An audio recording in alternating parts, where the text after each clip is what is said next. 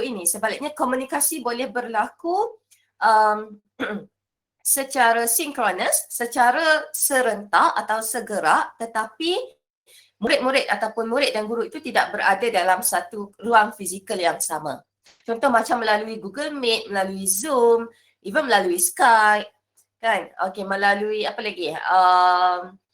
Webex. Okay, so komunikasi yang boleh berlaku secara segerak, real time, tetapi tidak berlaku ataupun kedua-dua pihak ataupun pihak-pihak yang berkomunikasi itu tidak berada dekat dalam satu ruang fizikal yang sama. Okay, so sama macam kalau dekat sekolah sekarang, PDPR itu sudah jadi perkara yang common dekat sekolah. Okay, dan PDPR boleh juga berlaku secara Google Meet, secara sinkronus ataupun secara dalam sistem. Macam sekolah pakai ada 5 kan, pakai sistem D5, pakai Microsoft Teams. Okay, kalau MRSM dia pakai Microsoft Teams. Okay, so pendek kata pembelajaran itu bukan hanya terhad dekat dalam bilik darjah di mana guru dan juga murid-murid akan bertemu secara fizikal. Tidak semestinya lagi sekarang. So itu adalah transformasi yang sudah berlaku. Okey, dan ini juga menyebabkan berlakunya pembelajaran yang bersifat aktif lah. Okey, bersifat aktif. Aktif dekat sini bermaksud murid tidak lagi bergantung kepada guru sebagai sumber pembelajaran dia. Sebaliknya, okey, murid perlu proaktif, okey, mendapatkan maklumat, membaca pelbagai bahan, buku, majalah, surat khabar, even Google. Okay, baca Wikipedia pun okey, macam-macam sumber. Okay, tetapi in the end of the day, murid itu atau pelajar itu dia akan kembali kepada guru untuk mengesahkan betul ke tak betul ilmu yang dia peroleh melalui pelbagai sumber ini. Okay, sebab itu guru sebagai fasilitator dan saya secara peribadi bukan hanya menganggap guru sebagai fasilitator sahaja tetapi lebih kepada pakar, guru sebagai expert. Okey, guru sebagai expert yang akan membantu murid itu belajar sendiri. Okey, so itu adalah pembelajaran aktif. Jadi, kenapa kita nak kaitkan pembelajaran aktif, perubahan daripada pembelajaran pasif kepada pembelajaran aktif dengan sumber? Okey, so dalam pembelajaran aktif, macam yang saya cakapkan tadi, murid kena ada pelbagai sumber. Beza dengan masa-masa pembelajaran pasif atau berpusatkan guru, kita ada satu atau dua sahaja sumber rujukan yang orang kata yang very limited. Buku teks, buku rujukan satu dua macam tu sahaja. Tapi bila kita dah berubah, dah beranjak ke pembelajaran berpusatkan pelajar, sumber ini bukan hanya terhad kepada buku. Macam-macam. Internet juga adalah sumber pembelajaran. Aplikasi mana-mana juga adalah sumber pembelajaran. Portal, website, semua tu adalah sumber pembelajaran. Okey, ada guru-guru yang buat blog dia sendiri. Dekat dalam blog itu dimasukkan segala macam orang kata panduan ataupun nota untuk dirujuk oleh murid-murid dia. Pun blog itu adalah sumber pembelajaran. Bukan hanya hard copy buku teks. Even buku teks sekarang pun dia dah berada dalam bentuk e-book. Okey, so kita ada pelbagai sumber rujukan untuk membantu pembelajaran. Disebabkan itulah kalau anda sebagai bakal guru, anda kena tahu how to manage, bagaimana untuk menguruskan sumber. Okey, sumber di sekolah. Okey, slide seterusnya ini adalah mengenai strategi pembelajaran murid. Ini yang saya kata, kita ada pelbagai strategi, pelbagai teknik, pelbagai pendekatan untuk PAK21 ataupun untuk pembelajaran berasaskan murid. Okey, pembelajaran berpusatkan murid. Ini pembelajaran simulasi, mastery learning, project based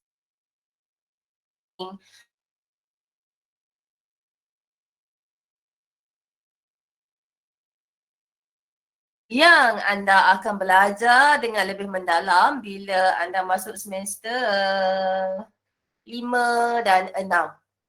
Okey, KPD 1, KPD 2. Anda akan belajar dengan lebih mendalam lah. Bagaimana untuk menggunakan strategi pembelajaran dekat sini untuk mengajar subjek matter anda. Okey, so Ini semua secara mendalamnya akan dipelajari dalam kursus KPD. Okey, tapi untuk kursus ini apa yang saya cuba kaitkan strategi pembelajaran ini adalah dengan sumber-sumber yang anda perlukan untuk membantu anda melaksanakan strategi ini. Okey, so untuk melaksanakan pembelajaran inquiry, untuk melaksanakan simulasi, untuk melaksanakan project based learning, problem based learning, game based learning, challenge based learning. Okey, so anda kena ada pelbagai sumber. Antaranya ialah yang saya senaraikan dekat belah kanan ini. Kategori-kategori sumber pembelajaran yang anda perlu gunakan. Anda boleh of course lah buku-buku rujukan. Okey, akses kepada internet juga merupakan salah satu yang kita kategorikan sebagai sumber pembelajaran. Perisian-perisian, SPSS untuk menganalisis data, itu semua adalah sumber pembelajaran. Okey, penggunaan Canva, and then penggunaan video editing, perisian-perisian video editing ataupun aplikasi-aplikasi Android, aplikasi phone, iPhone semua Apple kan semua tu. Okey, itu semua adalah sumber pembelajaran. Okey, so bila saya sebut sumber dalam kursus ini, ia bukan hanya merujuk kepada buku sahaja. Buku adalah part of the sumber, source, sumber. Okey, tetapi sebenarnya dia lebih daripada buku sahaja. Tidak hanya terhad kepada buku. Okey, so itu adalah sumber pembelajaran. So, ini semua kita panggil pembelajaran berasaskan sumber. Pembelajaran berpusatkan murid yang berasaskan sumber. Okey. So, ini ialah library. Okey, ataupun pusat sumber sekolah. Sebenarnya saya tersilap tadi bila saya sebut ini adalah library. Ini adalah pusat sumber sekolah. Sebab kita selalu menggunakan istilah pusat sumber sekolah dengan library itu secara bertukar ganti. Pusat sumber sekolah ialah library lah. Okey, tidak semestinya. Okey, pusat sumber sekolah ataupun sesetengah sekolah dia panggil pusat sumber pembelajaran, PSP. Ada sesetengah sekolah panggil PSS. Mungkin ada sekolah anda panggil PSP. Sekolah saya dulu panggil PSP. Pusat Sumber Pembelajaran. Okey, so perpustakaan atau library adalah salah satu pusat sumber pembelajaran. Okey, tapi ada banyak lagi selain daripada library ataupun perpustakaan. Okey, perpustakaan ialah salah satu pusat sumber sekolah. Salah satu komponen di bawah pusat sumber sekolah. Tetapi macam yang saya cakap sebentar tadi, ramai antara kita yang beranggapan pusat sumber sekolah sama dengan perpustakaan. Okey, definisi itu agak kurang tepat lah. Tapi yang menyumbang kepada definisi sebegitu adalah kadang-kadang bila kita pergi ke sekolah, memang library itu dilabelkan not as library, tetapi dilabelkan sebagai pusat sumber sekolah juga kan. Jadi itu yang menimbulkan orang kata sedikit kekeliruan yang mengatakan PSS tu adalah perpustakaan lah. Okey, tidak semestinya ya. Okey, so selain daripada perpustakaan, kita ada bilik tayang ataupun bilik media. Masa saya dulu sekolah rendah dulu kita panggil bilik tayang lah, lepas tu di-upgradekan jadi bilik media. Okey, kemudian kita ada bilik ABM atau BBM, bilik alat bantu mengajar. Makmal komputer dan juga pusat akses sekolah. Pusat akses sekolah ni kalau sekolah anda sekolah bestari, anda akan adalah pusat akses sekolah.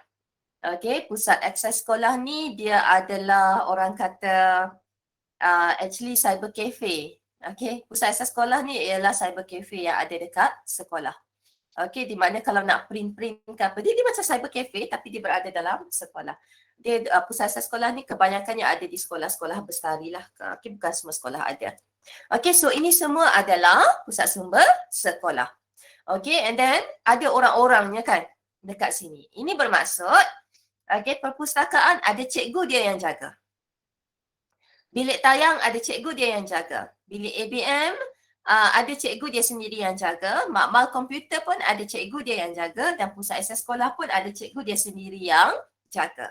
Di mana mereka ini, sekumpulan mereka ini yang menjaga pusat sumber sekolah, sama ada perpustakaan ke makmal komputer ke apa ke, semua ni adalah kita namakan AJK Pusat Sumber Sekolah. Ataupun di sekolah mungkin dia tak pakai AJK, dia pakai unit PSS. unit pusat sumber sekolah. Okay. So apa yang saya tunjukkan dekat sini, ini adalah boleh dikatakan sekolah-sekolah kebanyakan yang ada. Okay, kebanyakan sekolah-sekolah orang kata SMK harian lah. Ya, okay, SMK harian akan ada. Okay, kemudian unit PSS ini diketuai oleh seorang guru yang kita namakan Guru Perpustakaan dan Media ataupun GPM. Okay, Guru Perpustakaan dan Media kita panggil GPM. Okay, mereka adalah sekumpulan unit PSS yang diketuai oleh GPM. Okay, unit perpustakaan, unit PSS ini dia punya bos adalah GPK 1, penolong kanan 1. Okay, memang bos besar awak dekat sekolah tu memang pengetua lah kan. Itu memang tak ada orang nak petikaikan lah. Tetapi direct ketua anda ialah PK1, penolong kanan 1. Dia bukan PKM ya, PK1 yang akan uruskan apa-apa saja yang berkaitan dengan pusat sumber sekolah. Okey, dan tukang buat kerjanya ialah unit inilah. So later on bila anda pergi ke sekolah, anda posting, anda boleh dilantik menyertai unit pusat sumber.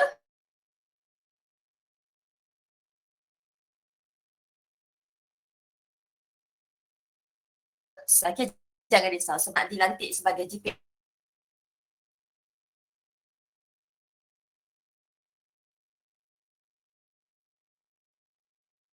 This lady is GPM. GPM ni dia ada syarat-syarat. Guru, this lady ialah guru akademik. Katakan ini adalah anda lah. Anda pergi ke sekolah, automatik lah. Anda posting ke sekolah, kita panggil guru akademik biasa. Okay? Bila anda posting ke sekolah, automatik anda ialah guru akademik biasa lah. Maksudnya anda mengajar, guru mengajar. So maksimum anda mengajar ialah 20 waktu seminggu. Okey, 20 waktu seminggu. Dia ada kiraan-kiraan dia lah. Okey, tetapi secara umumnya anda perlu mengajar 20 waktu seminggu. Okey, ataupun selain daripada jadi guru akademik biasa, anda boleh dilantik. Macam yang saya cakap masa pengurusan bilik darjah minggu lepas ke, saya kata boleh dikatakan guru kelas ni ialah jawatan pertama yang anda akan dapat. Setiap orang akan merasa jadi guru kelas. Okey, tak akan terlepas.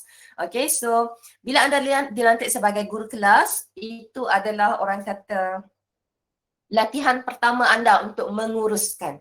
Okey, latihan pertama anda untuk menjadi pengurus ialah apabila anda dilantik sebagai guru kelas. Okey, so bila anda dilantik sebagai guru kelas, anda akan menguruskan murid, menguruskan bilik darjah. Okey, so kalau anda posting, dia tak ada syarat apa-apalah, orang kata kalau anda posting je, anda boleh terus dilantik sebagai guru kelas.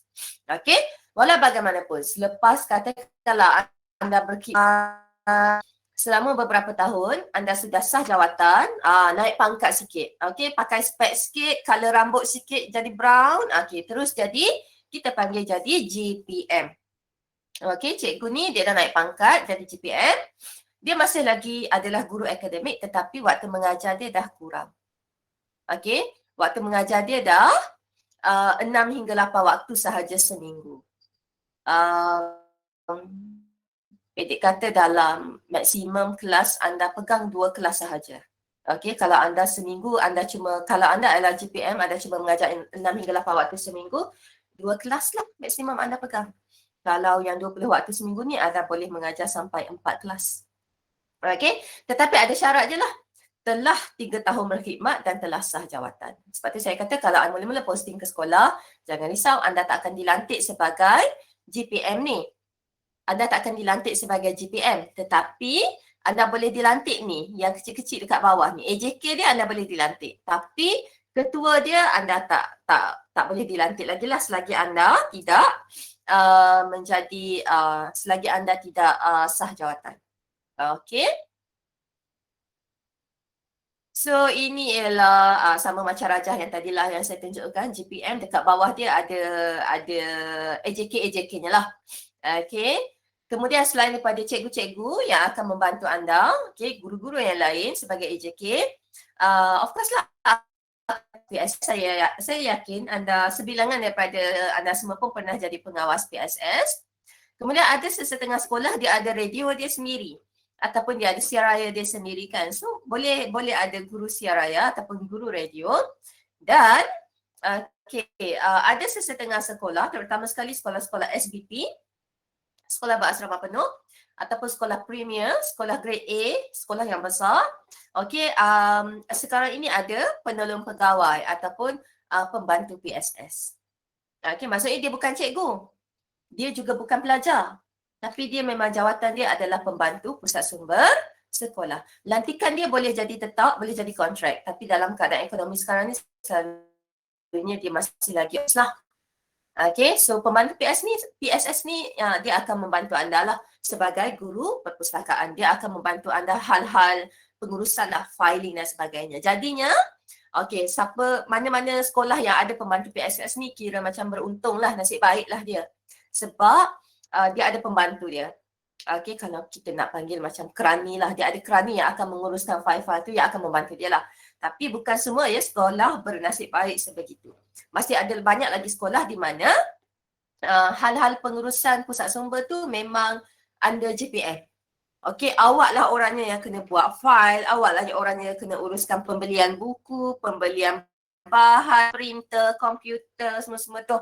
Awaklah orangnya yang kena cek duit PCG untuk pusat sumber, cukup ke tak cukup, nak beli aircon ni boleh beli ke tak, segala-galanya tu lah. So pendek kata kerja-kerja pengurusan tu memang 100% ke atas anda kalau anda dilantik sebagai GPM. Tetapi kalau anda dilantik sebagai, kalau sekolah anda itu ada pembantu PSS, ringan sikit lah, saya boleh kata ringan sikit beban itu. Ini adalah bidang tugas GPM. Ada 4 kategori lah orang kata, dari segi pengurusan pentadbiran, dari segi organisasi bahan, keceriaan, kebersihan, galakan membaca dan juga program literasi maklumat. So GPM ni pendek kata boleh orang kata logik lah bila waktu mengajar dia dikurangkan daripada 20 waktu kepada maksimum 8 waktu sahaja seminggu. Sebab bidang tugas dia untuk menguruskan pusat sumber dekat sekolah ni banyak. So memang logik lah untuk waktu mengajar dia dikurangkan. Ada sesetengah sekolah, nanti pergi ke sekolah, anda ada latihan dalam perkhidmatan tau. Kita panggil, kalau saya, bahasa saya rempit sikit, saya panggil ladak. Latihan dalam perkhidmatan ataupun ladak. Ada setengah orang dia skema sikit, dia panggil LDP kan. Dia ada orang kata kursus-kursus yang orang kata bukanlah kata anda kena pergi ke PPD atau anda kena pergi ke JPN. Sekarang ni kursus-kursus tu dibuat di sekolah dan anda orang kata anda panggil penceramah itu datang ke sekolah. Ada setengah sekolah dia memang letakkan benda itu di bawah GPM. Di mana guru perpustakaan dan media inilah yang bertanggungjawab orang kata menyediakan ruang, sebab dekat sekolah selain daripada dewan, selain pada dewan sekolah, which is bukan semua sekolah ada dewan, itu pun jangan terkejut kan. Dekat sekolah dia ada dua tempat sahaja yang ada ruang yang besar, satu dewan, satu library kan. So selalunya kalau nak buat kursus-kursus ke apa ke, kita buat dekat library jugalah, mudah. So bila dah kursus-kursus itu dijalankan di library, maksudnya GPM akan terlibat secara tidak langsung lah. Ini adalah surat perkeliling ikhtisas berkaitan dengan penjelaran waktu mengajar. Tak syarat lain. Tugas GPM ni cuma merancang dan mengajar MP mata pelajaran antara 6 hingga 8 waktu. Walau bagaimanapun, walaupun sudah ada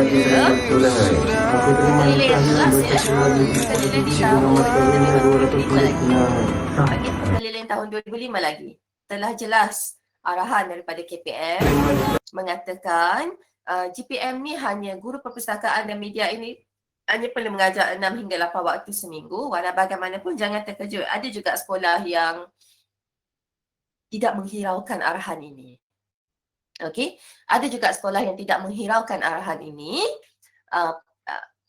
Pendek kata, walaupun dia GPM, dia tetap kena mengajar lebih daripada 8 waktu itu. Biasanya bukanlah kata saja-saja, tetapi disebabkan oleh kekurangan guru.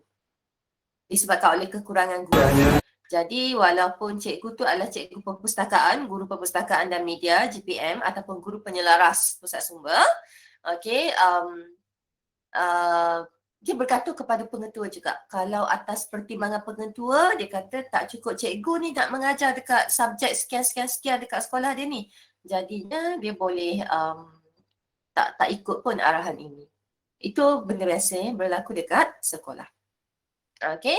Dan orang kata dia bergantung juga atas pengetua. KPM boleh bagi arahan, KPM boleh bagi panduan kan, tetapi pengurusan dan pentadbiran dekat sekolah tu pada akhirnya kembali kepada pengetua juga.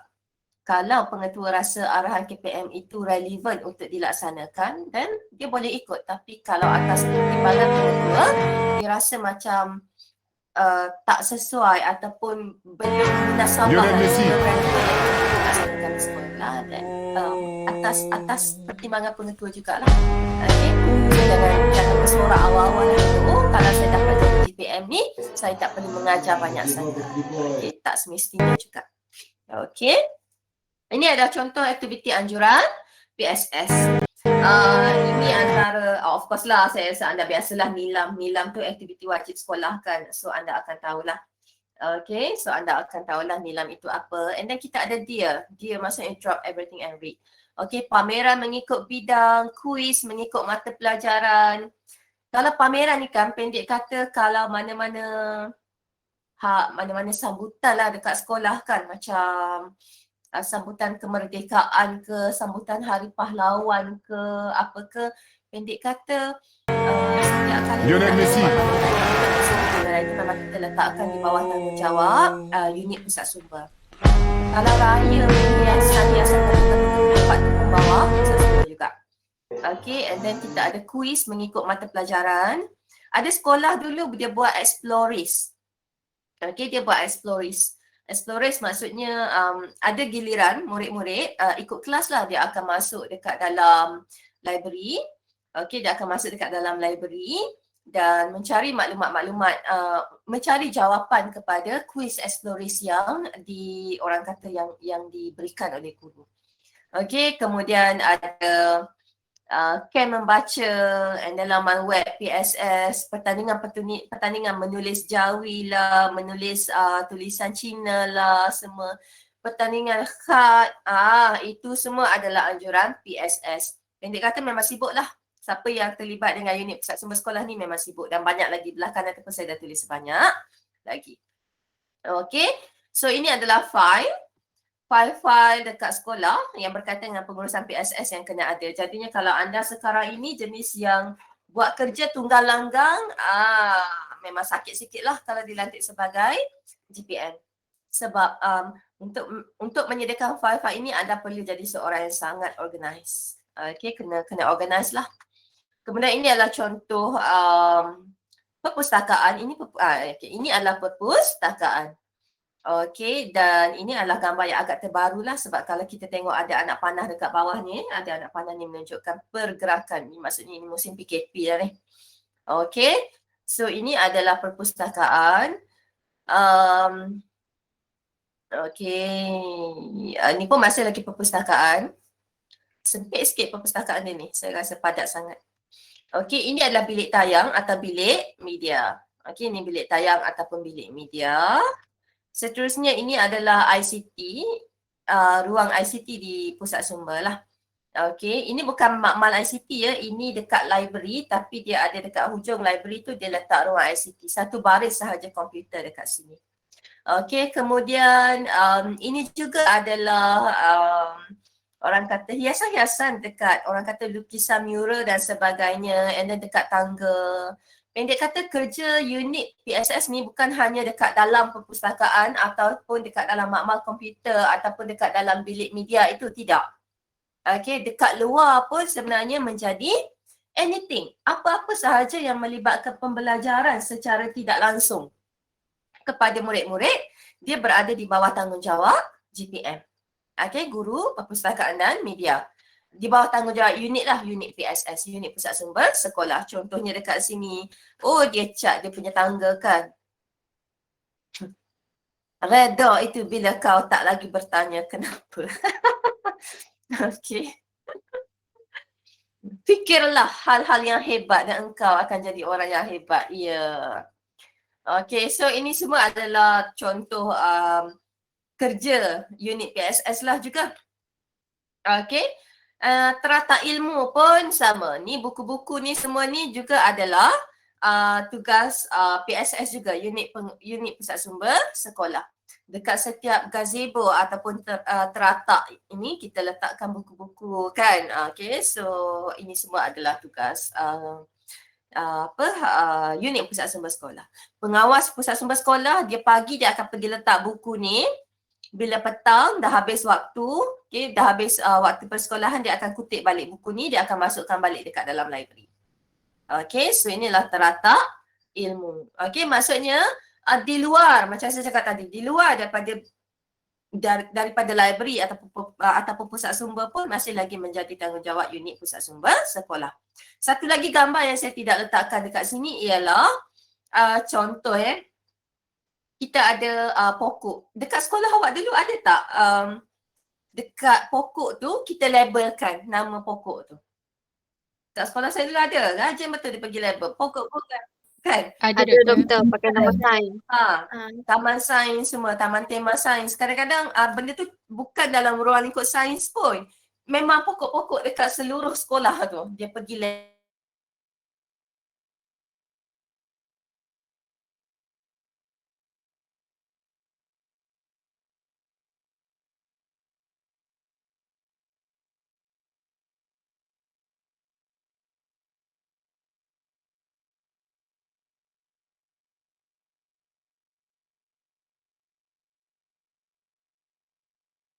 tekan ataupun kita juga boleh kata yang pelabelan itu sebagai satu cara untuk pelajar kita belajar.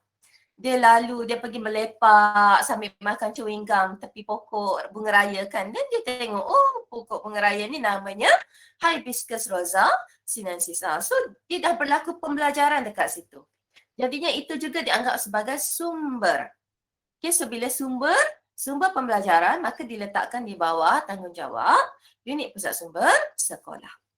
Okey, kalau dekat dalam taman sains itu boleh jadi diletakkan di bawah pusat sumber sekolah, boleh jadi diletakkan di bawah tanggungjawab jawatan kuasa ataupun unit yang menjaga makmal sains lah. Itu bergantung kepada sekolah, pentadbiran sekolah tu macam mana. Okey, so itu pun boleh.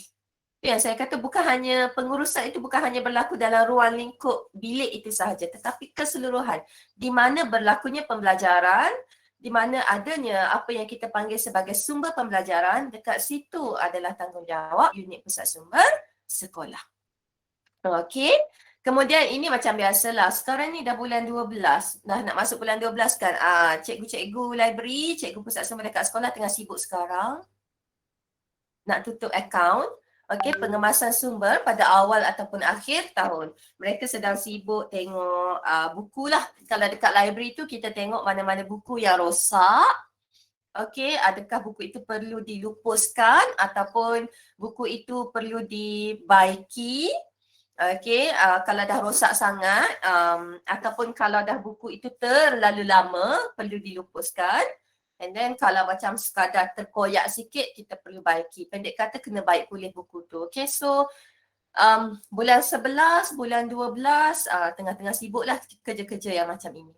Kalau awal tahun pula bulan 1, bulan 2. 2 bulan terawal dan juga 2 bulan terakhir memang waktu di mana agak sibuk dekat sekolah, kita nak uruskan benda macam inilah. Nak tukar hiasan ke apa ke benda macam tu. Okay, so memang kalau anda dilantik sebagai menganggotai unit pusat sumber sekolah, memang anda tak boleh larilah daripada kerja-kerja macam ini. Okay, tapi jangan risau, anda dibantu oleh pengawas pusat sumber sekolah lah yang anda akan lantik lah. Cara lantikan pusat sumber sekolah, pengawas pusat sumber sekolah tu bergantung. Ada sekolah dia minta pencalonan. Maksudnya pelajar yang willingly secara sukarela memohon. Siap buat interview kan. Ada setengah sekolah tak ada. Dia memang main lantik je terus sebab dia mungkin nak jimatkan masa ke apa ke, dia main lantik je terus. siapa-siapa. Ada setengah sekolah dia minta guru kelas calonkan. Terpulanglah. Okey, kita tidak ada satu peraturan macam mana sebenarnya nak lantik PSS ni, tak ada. Okey, terpulang kepada kebijaksanaan unit pusat sumber sekolah. Mana yang elok, mana yang bagus, mana yang cepat, mana yang menjimatkan masa, menjimatkan tenaga, menjimatkan duit. Okey, kan rajin-rajin sangat nak interview kan, tak ada masa pula kan. Okey, so itu terpulanglah kepada kebijaksanaan unit PSS. Okey, so apa-apa sahaja yang saya cerita kepada anda dekat sini, okey, anda boleh rujukan utama. Kalau anda dilantik sebab menganggotai unit PSS ataupun rezeki anda dilantik sebagai GPM satu hari nanti, okey, so anda sentiasa perlu merujuk perkembangan-perkembangan terkini yang disampaikan daripada KPM kepada anda. Jadi antara rujukan utama adalah bahagian sumber dan teknologi pendidikan KPM. Okay, so ini adalah yang directly apa-apa arahan atau pertandingan ke apa ke kena bahagian sumber, maklumatnya daripada bahagian sumber dan teknologi BSPP. Kemudian kita juga ada buku panduan pengurusan PSS abad ke-21. Kita ada piawaian PSS Malaysia. Piawaian ni, kalau saya rasa saya masih ada buku piawaian ini. Kalau saya, insyaAllah nanti saya cari balik dan saya akan kongsikan bersama dengan anda dekat dalam learning material lah. Di mana piawaian ni boleh jadi panduan kepada anda untuk orang kata standard pusat sumber sekolah kat Malaysia ni apa yang perlu ada. Orang kata minimum standard lah. Okay. And then buku panduan nilam, of course, anda sebagai unit AJK, unit pusat sumber sekolah kena tahulah mengenai nilam, pembacaan kan, okay. Buku pengurusan PSS sekolah memang akan ada setiap sekolah. Later on bila anda posting, setiap PSS tu dia ada dia punya buku pengurusan pusat sumber sekolah.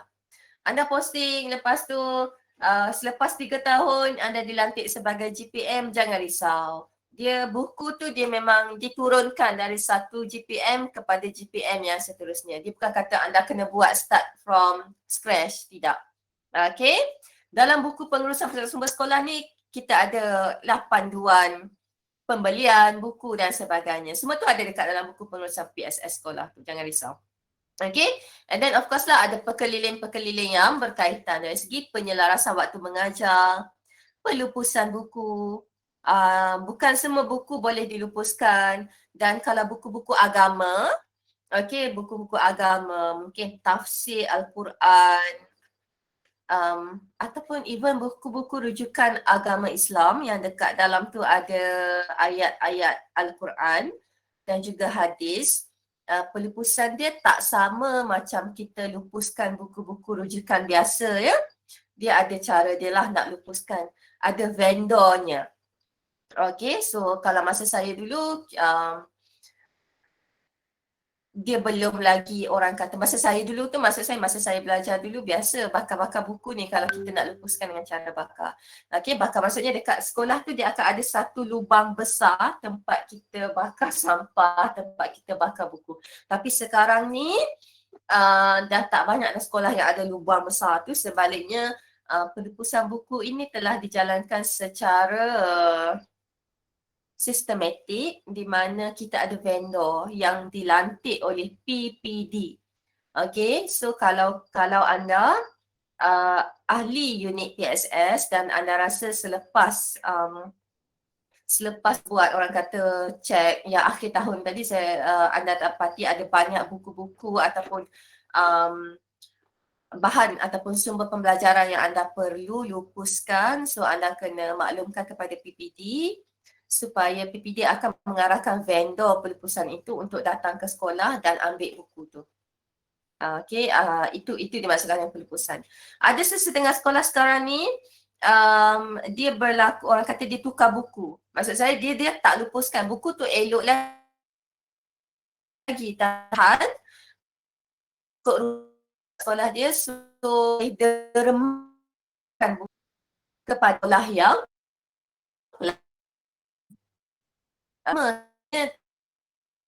lupus juga sebenarnya. Maksudnya lupus kita, tapi kita dermakan kepada orang lain ataupun kepada sekolah lain. Itu pun boleh berlaku juga. Okay. So ada banyaklah cara dan mungkin kalau anda pergi PPG ataupun anda praktikum ataupun later on anda posting pun anda dapati macam banyaknya buku yang sebenarnya sama ada bukulah terutama sekali yang rosak tapi tak masih lagi disimpan. So anda rasa pelik, kenapa ya? Kenapa dia simpan lagi? Buku ni dah rosak, tak boleh pakai pun. Okey, sebab buku, terutama buku teks dan juga buku rujukan yang dibeli menggunakan duit PCG, duit peruntukan daripada KPM, itu adalah harta kerajaan. Okey, itu adalah harta kerajaan. Bermaksud, harta hak milik kerajaan ni, kalau awak nak lupuskan, awak kena minta izin kerajaan untuk lupuskan. Maksud kena minta izin kerajaan tu maksudnya anda kena buat permohonan untuk melupuskan buku. Bukan simply lupuskan macam itu sahaja. Dia ada dia punya proses dia yang agak renyah lah, agak lama. So kadang-kadang 6 bulan kita tak dapat lagi jawapan ataupun keizinan untuk melupuskan buku. So kita kena simpanlah buku tu. Terutama sekali buku teks. Okey. Begitu juga dengan sumber pembelajaran yang lain seperti komputer. Kadang-kadang bila kita pergi ke sekolah kan, kita pergi masuk dekat makmal komputer, ada banyak komputer rosak. Okey, PC lah maksud saya dekat sini kan yang rosak. Tapi tidak dilupuskan. Awak jangan fikir, oh kalau nak lupuskan boleh jual tidak. Okey, so nak lupuskan sebab komputer-komputer itu, PC itu, desktop itu adalah harta kerajaan, hak milik kerajaan Malaysia. Jadi kalau anda nak lupuskan, bukan simply anda pergi buang dekat dalam lubang mana-mana lah kan, pergi bakar kat mana-mana, tidak. Untuk melupuskan harta hak milik kerajaan, anda perlukan keizinan daripada kerajaan lah. So kadang-kadang permohonan untuk keizinan itu lambat diberi, bermaksud kita pun tak boleh nak simply, kita tetap kena simpan selagi kita tak boleh nak simply lupuskan. Kalau tak nanti kita akan ada masalah dengan audit lah. Okay, so itu pun satu perkara yang agak memeningkan kepala jugalah dekat sekolah nanti. Lambakan buku-buku lama, lambakan komputer lama, lambakan sumber pembelajaran yang sebenarnya tidak relevan lagi tetapi tidak boleh simply dibuang atau dihapuskan atau dilupuskan. Okay, so banyak kalau nanti anda pergi ke sekolah, anda boleh tengok banyak benda-benda yang orang kata so-called sampah tapi tak boleh buang. Okay, so saya harap anda bertabahlah. Okay, saya harap anda bertabah. Okay, Muhammad Nasrul Amin ada mengangkat tangan. Kenapa ya? Ada soalan ke?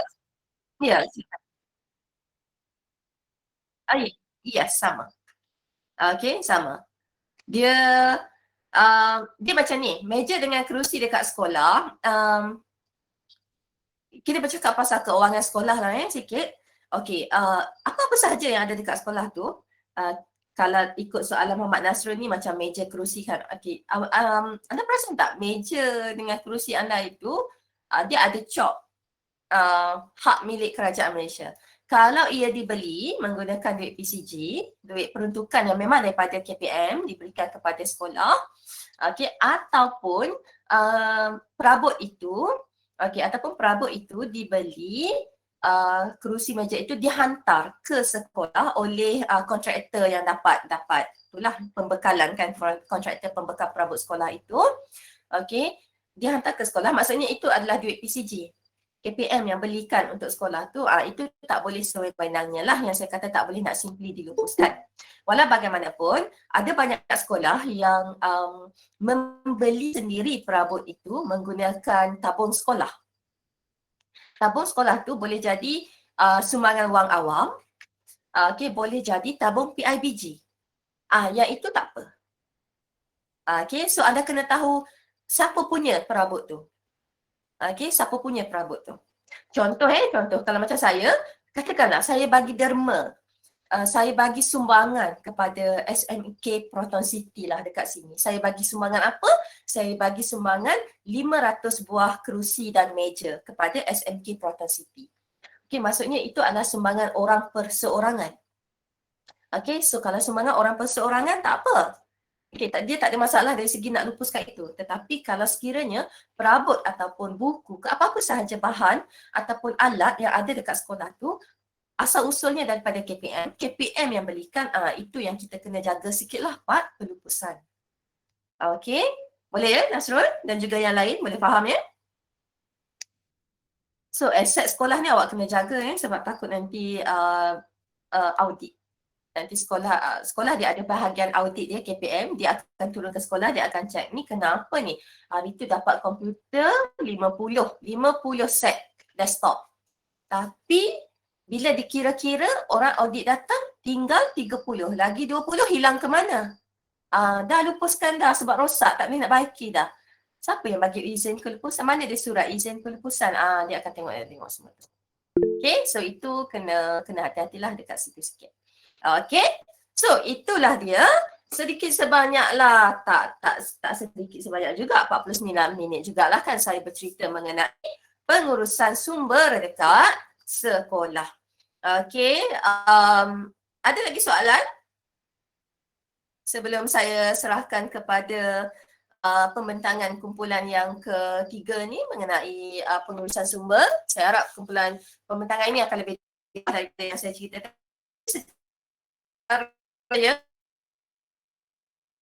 Saya memberikan gambaran kepada anda later on bila anda katalah anda dilantik sebagai unit menganggotai unit pusat sumber. Okey, mungkin juga anda tertanya, cikgu akan apa guru PSS.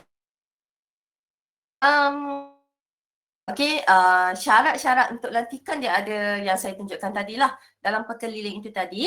Okey, anda tapi syarat utamanya senang je. Anda perlu sah jawatan.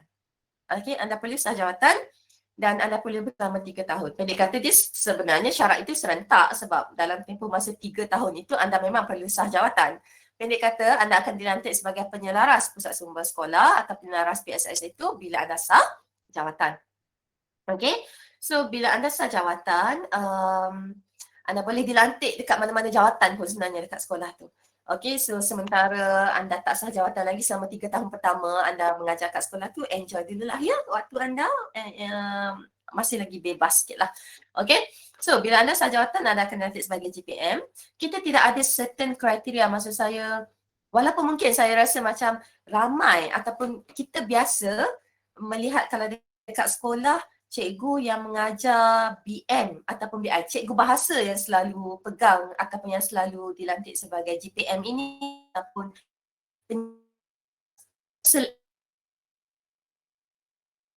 kebanyakannya, kebiasaannya tu, tapi tak semestinya. Okey, kenapa kita selalu tengok cikgu bahasa yang jadi guru penyelaras PSS atau guru perpustakaan ni ialah sebab cikgu-cikgu lain dia ada bilik lain yang dia kena jaga. Contoh macam cikgu sains, dia ada banyak makmal yang dia kena selaraskan. Kalau cikgu KH ataupun cikgu RBT, dia ada bengkel dia ataupun dia ada makmal dia yang dia kena jaga. So yang tinggal ialah cikgu bahasa. Yang dia tak banyak bilik bahasa dia sendiri kan, bilik pembelajaran dia sendiri kan. So sebab itu selalunya ataupun kebiasaannya cikgu bahasa lah BI, BM yang akan jadi penyelaras PSS tetapi tidak semestinya. Sekolah saya dulu cikgu sains yang kena jadi penyelaras PSS. Okey, cikgu sains. Dia dah habis, dia cikgu sains dekat sekolah saya dulu ramai. So makmal tu semua tu dah ada orang jaga. So kita bagi dia pengetua lantik dia sebagai penyelaras PSS lah. Okey, so dia biasanya cikgu bahasa tetapi tidak semestinya cikgu bahasa. Okey, mana-mana cikgu pun boleh, orang kata boleh dilantik sebagai penyelaras PSS. Okey, saya tengok Nurul Aisyah dia tanya, ada label setiap perabot? Yes, ada label dekat setiap perabot. Okey, kalau dekat meja, kerusi, dia akan ada hak milik kerajaan Malaysia. Itu label paling famous. Okey, kemudian kalau ia sumbangan korporat, dia akan ada COP, disumbangkan oleh syarikat mana-mana. Okey, so ataupun kalau ia diambil atau dibeli menggunakan tabung PIBG, kita COP dia, kita labelkan dia sebagai sumbangan PIBG. Okey, so itu dari segi kena jagalah, kena kita kata apa dah perkataan itu saya pun dah lupa dah. Tapi pendek kata anda kena tahulah kalau anda ialah guru yang menjaga aset-aset ni kan record, so anda kena tahu Perabot ni kena banyak mana? Perabot sumbangan PIBG ada banyak mana? Perabot sumbangan perabot yang dibeli menggunakan PCG sumbangan mana? Okey. Kemudian kalau anda dilantik sebagai guru penyelaras PSS juga, anda kena tahulah part-part keuangan. Okey, kita ada untuk membeli bahan-bahan, barang-barang dan sebagainya, kita akan duit PCG dan daripada setiap murid kat sekolah. Ada peruntukan dia. So, anda kena tahu PCG tu, duit PCG tu setiap sekolah dia akan dapat beberapa ribu sebulan, tahun. So, anda kena pandai-pandailah asingkan duit tu untuk beli, untuk buat aktiviti, untuk beli perabot. Perabot apa yang boleh dibeli? Okey, sebab bukan semua perabot boleh dibeli menggunakan duit PCG. Contohnya aircon tak boleh beli guna duit PCG. Okey, contoh aircon tak boleh beli guna duit PCG. Okey, sebab library masih boleh pakai kipas. Tapi kalau anda nak letak aircon juga, dekat dalam library, especially kalau library anda ada komputer banyak.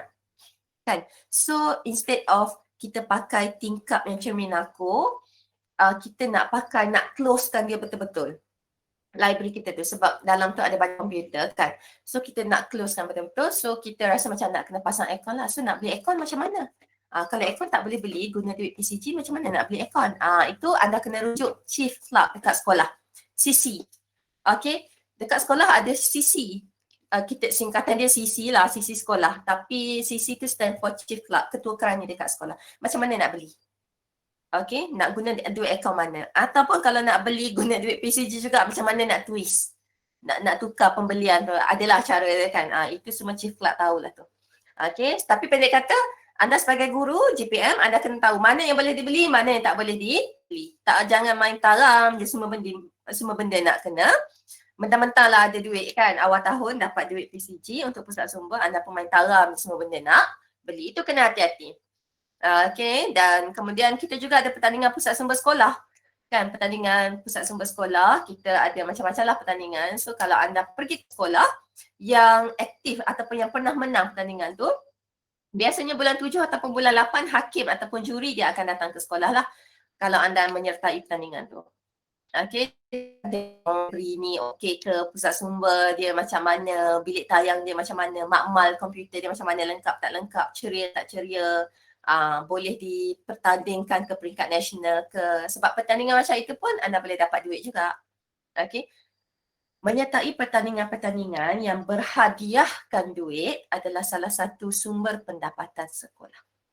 Sebab itu ada setengah sekolah dia eager tau, ada setengah pengetua dia macam beria tau, apa-apa sahaja yang pertandingannya dia nak masuk. Sebab dapat duit. Duit tu adalah income juga dekat sekolah. Okay, so itu terpenalah nasib awak lah dapat posting ke sekolah yang macam mana, dapat posting dekat sekolah yang pengetua dia macam lantarlah ada buku dekat library, sudah tak payah nak sibuk-sibuk nak menceriakan, nak masuk tandingan lah, nasib lah kalau dapat pengetua macam tu.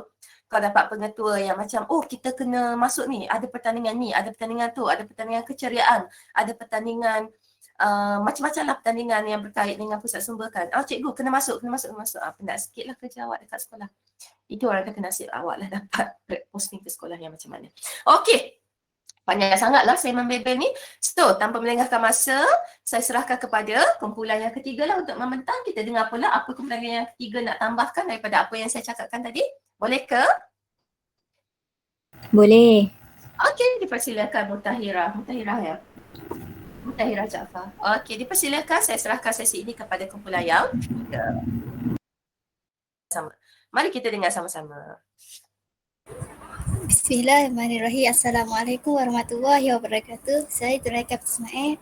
Saya wakil dari Kumpulan 3 nak sahut cabaran untuk request yang minggu lepas untuk berpuisi. Sajak membaca. Mari kita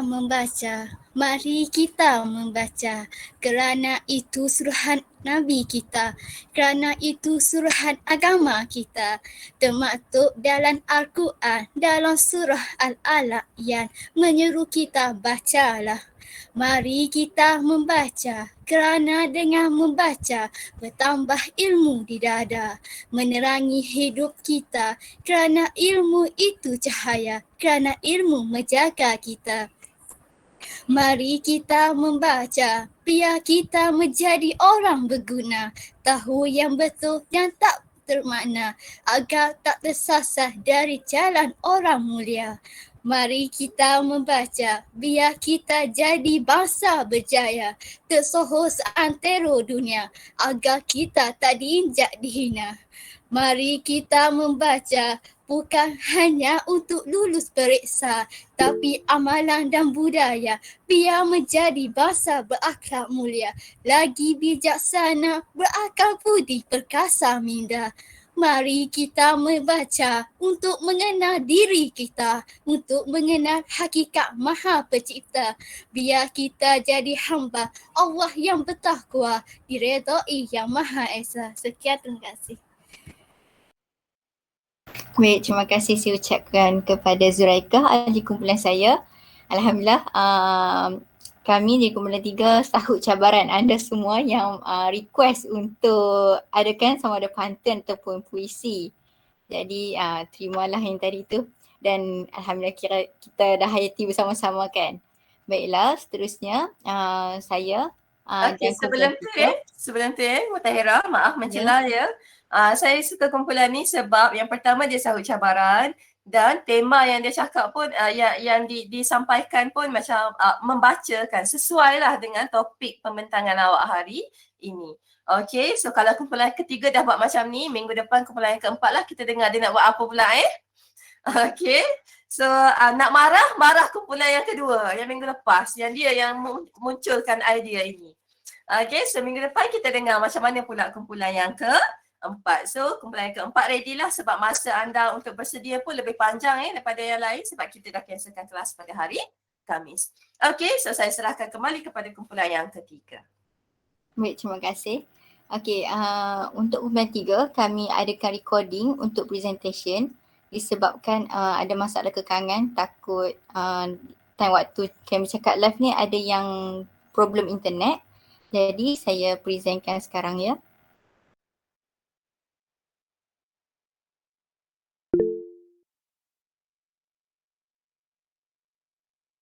Zuraika, saya nak tengok muka awak, saya tak nak tengok dinding. Malu doktor. Tiba pula ditunjukkan lampu ke atas tu. Okey, tak apa, boleh teruskan. Okey. Baiklah, sebelum tu sebelum mulakan presentation ni saya minta kepada anda semua untuk fokuslah, sebab kami pun akan adakan quiz di akhir pembentangan. Jadi minta anda fokus untuk pastikan boleh jawab semua quiz tu dan boleh dapat hadiah daripada doktor. Okey, bismillahirrahmanirrahim, saya mulakan ya.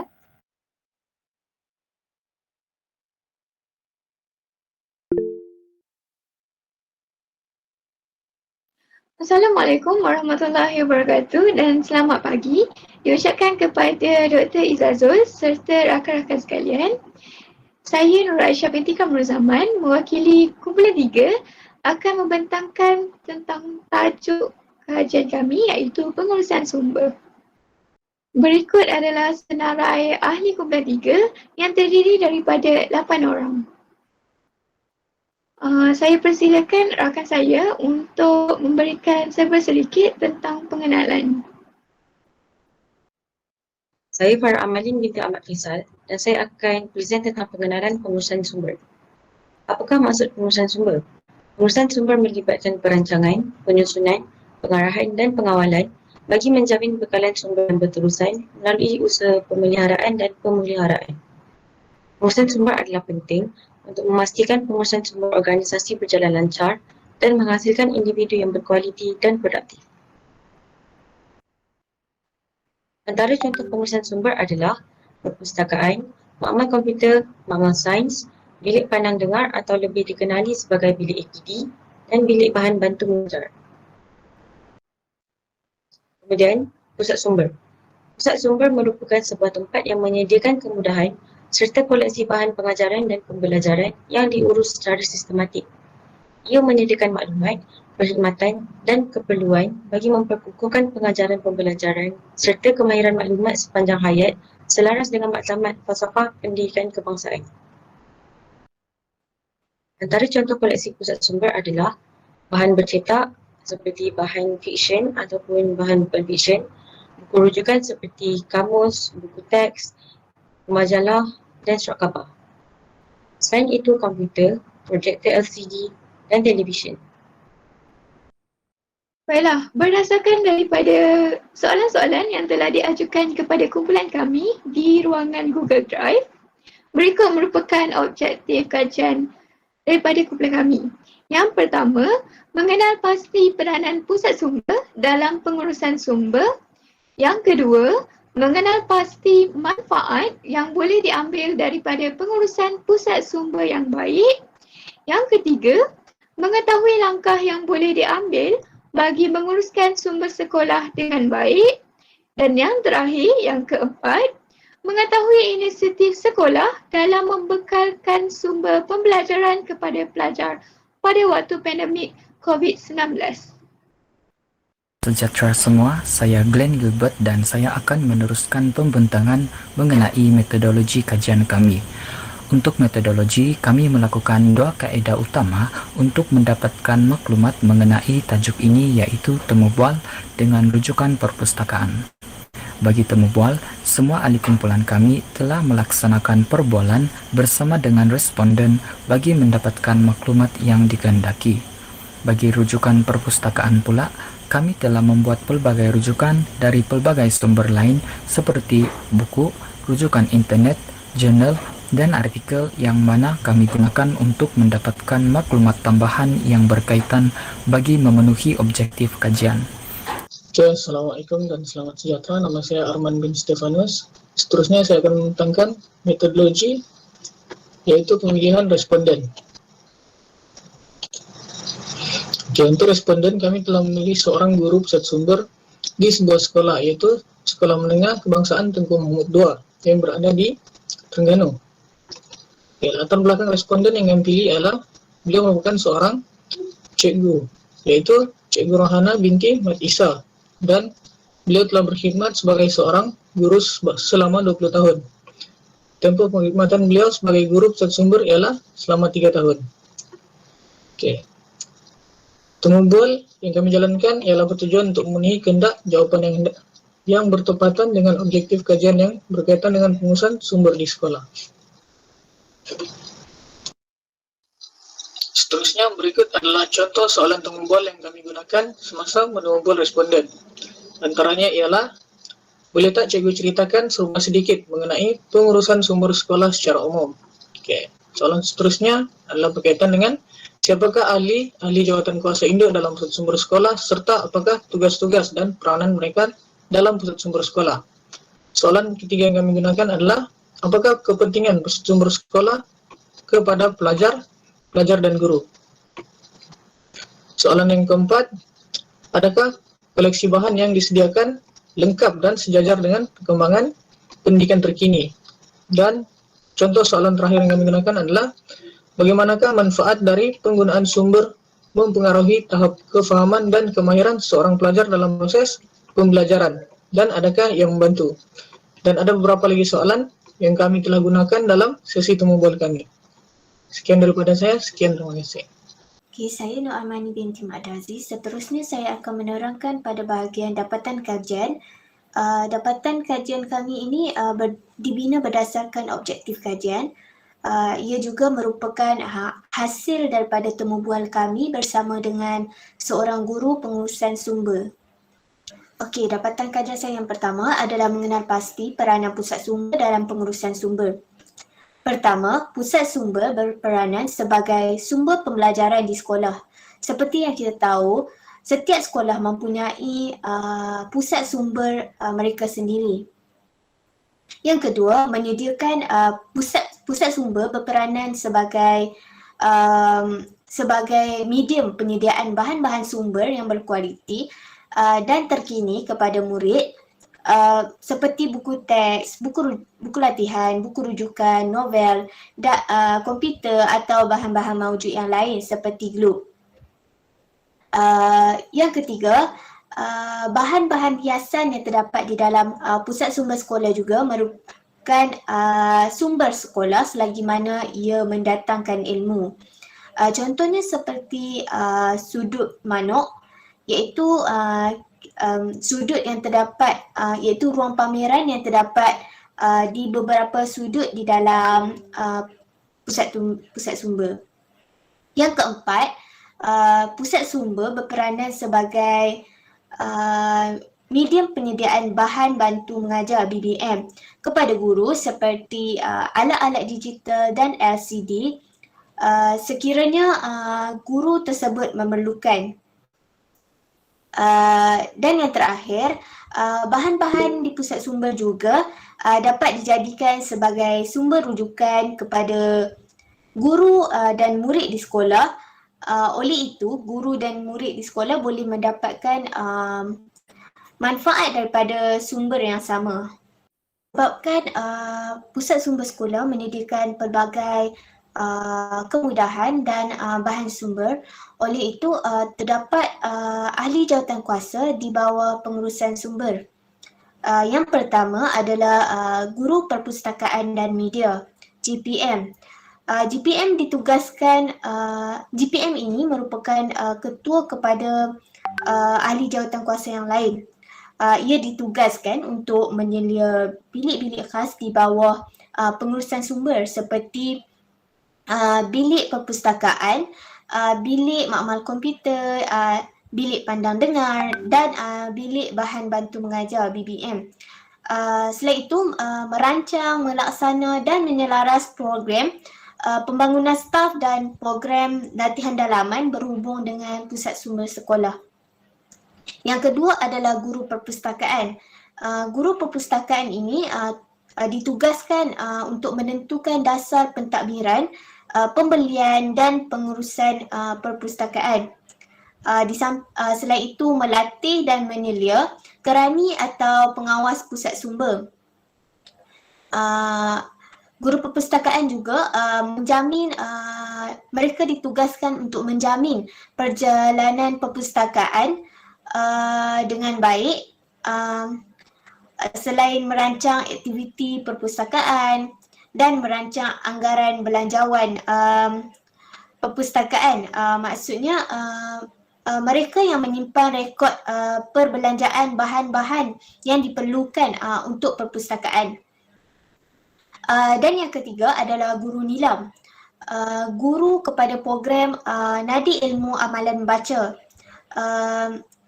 Guru nilam ditugaskan untuk merancang dan menguruskan program pembacaan nilam dan pembudayaan ilmu kepada pelajar. Yang keempat adalah guru ICT. Guru ICT ditugaskan untuk menyelaras bahagian makmal komputer, mencatat rekod penggunaan bilik makmal komputer dan ditugaskan untuk menguruskan segala hal yang berkaitan dengan makmal komputer. Yang kelima adalah guru APD, guru bilik alat pandang dengar. Bilik alat pandang dengar ni seperti bilik tayangan. Guru bilik ini merancang anggaran belanjawan tahunan unit tayangan, mempamer serta mengedarkan bahan-bahan sokongan perkhidmatan tayangan seperti jadual waktu siaran dan jadual tajuk rancangan. Selain itu, guru APD juga menyediakan jadual penggunaan bilik tayangan untuk pengetahuan guru-guru lain. Selain itu, membina koleksi pita-pita video, rancangan TV pendidikan, menyediakan buku-buku rekod penggunaan bilik audio visual. Dan yang keenam adalah guru bilik bahan bantu mengajar, guru BBM. Guru ini ditugaskan untuk mengelas dan mengkatalogkan bahan untuk pengetahuan semua guru. Mewujudkan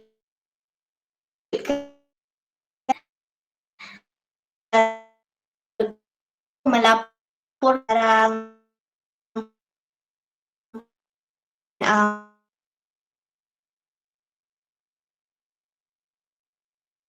bahan tersebut dapat dibaik pulih atau digantikan dengan segera. Yang terakhir adalah Google Classroom. Google Classroom ini baru ditubuhkan kini disebabkan oleh pandemik COVID-19. So, Google Classroom ini sebagai medium pengendalian pembelajaran secara atas talian. Dan sumber tersebut boleh diakses oleh sesiapa sahaja. Ia sebagai pemudah caraan kepada proses pembelajaran jarak jauh atau secara maya. Okey, dapatan kajian yang kedua adalah mengenai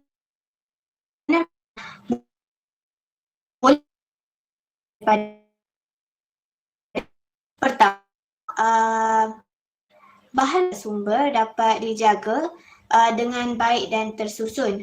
Maksudnya bahan-bahan sumber tidak mudah rosak dan mencukupi. Yang kedua adalah sekolah dapat menyediakan bahan sumber kepada murid secara keseluruhan, iaitu bagi murid yang datang daripada keluarga yang tidak berkemampuan, mereka juga dapat menikmati bahan sumber yang berkualiti dan terkini di pusat sumber sekolah tersebut. Tidak terkecuali. Yang ketiga adalah melalui program Nadi Ilmu Amalan Membaca. Melalui program tersebut dapat menaikkan semangat pelajar untuk membaca, di samping menggalakkan lagi pelajar untuk berkunjung dan mencari maklumat di pusat sumber. Dan yang terakhir, apabila disebut pengurusan sumber yang baik, pasti adanya penyediaan sumber yang terkini seperti buku digital, melalui penyediaan sumber yang terkini, murid dan guru dapat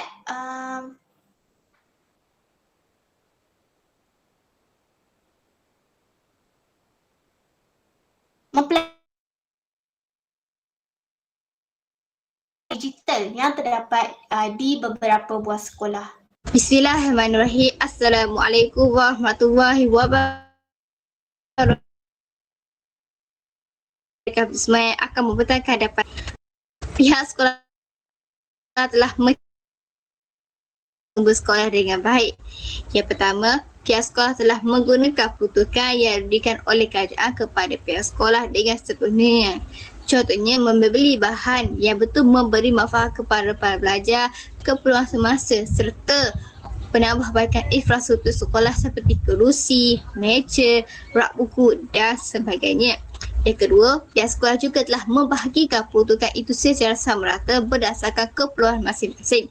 Sebagai contoh, membeli bahan-bahan tersebut yang sama jenis seperti bahan rujukan, bahan latihan, novel, benda-benda yang murid-murid dapat melihat dan sebagainya.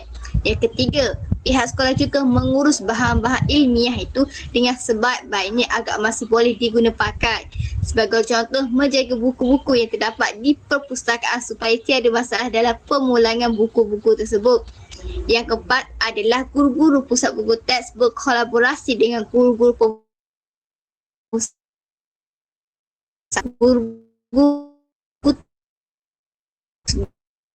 dengan baik. Yang kelima, pihak sekolah juga mengenai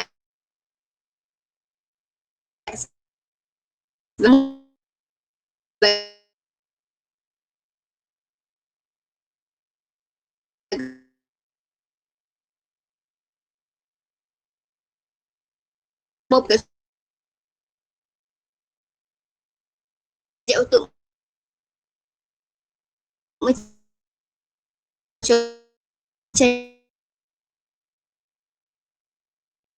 pihak sekolah memastikan suasana apabila sekolah kelihatan murid juga akan ini juga akan bagi inisiatif sekolah dalam membekal sumber pembelajaran kepada para pelajar pada waktu pandemik COVID-19 di sekolah menengah Tengku Mahmud 2. Yang pertama adalah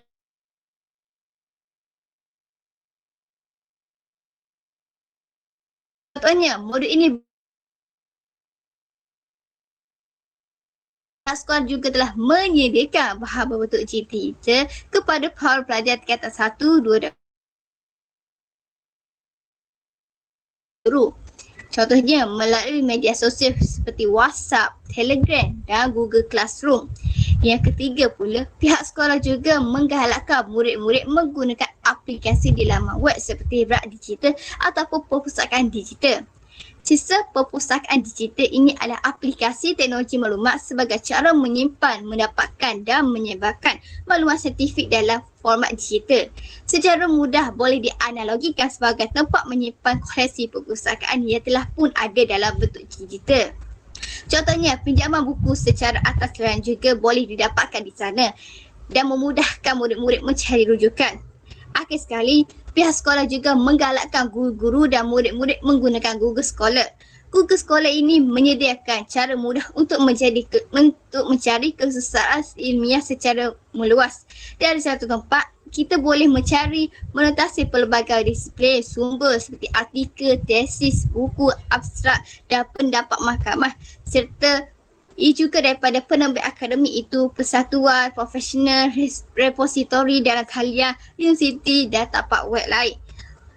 Sebagai contoh, Google Scholar juga membantu murid-murid mencari kerja yang berkaitan di seluruh dunia pendidikan ilmiah. Sekian daripada saya. Rakan-rakan sekalian, nama saya Evelyn Eni 1094539. Seterusnya saya akan melanjutkan pembentangan mengenai perbincangan dari segi kekuatan. Pada pendapat saya, kelebihan pengurusan pusat sumber yang pertama ialah pusat sumber dapat menarik minat pelajar untuk menggunakan pusat sumber. Hal ini kerana perpustakaan mempunyai pelbagai buku yang boleh dijadikan rujukan kepada pelajar untuk mendapatkan ilmu pengetahuan. Penyediaan sumber ini sememangnya dapat membantu pelajar. Seperti mana yang kita ketahui, pelajar kita datang daripada pelbagai latar belakang yang berbeza di mana terdapat yang berkemampuan dan terdapat juga yang kurang berkemampuan. Iaitu mereka tidak mampu untuk membeli buku, terutamanya buku rujukan yang bertujuan untuk menjadi rujukan kepada mereka. Oleh itu, dengan adanya perpustakaan di sekolah, ini akan dapat membantu pelajar dalam pembelajaran mereka kerana perpustakaan telah menyediakan pelbagai buku seperti buku rujukan, buku teks, buku latihan, novel dan sebagainya. Kedua, pusat sumber juga dapat memudahkan guru untuk mengajar, di mana ia menyediakan bahan rujukan untuk melaksanakan pengajaran dan pembelajaran PDP kepada pelajar.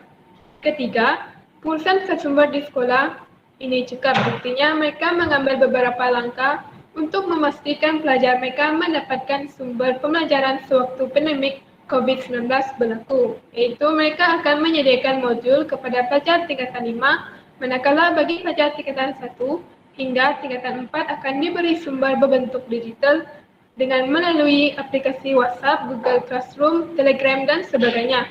Seterusnya, kelebihannya ialah bahan rujukan sering dikemas kini bagi mengikut kesesuaian tahap akademik yang terkini. Hal ini kerana bahan rujukan ditukar mengikut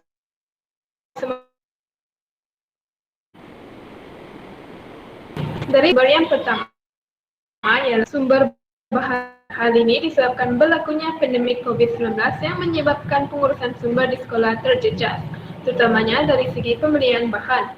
Hal ini demikian kerana sukar bagi pihak sekolah untuk melakukan pembelian buku kerana buku yang ingin dibeli tersebut tiada yang terkini, di mana pihak penerbit tidak mengeluarkan buku terkini kerana takut mengalami kerugian.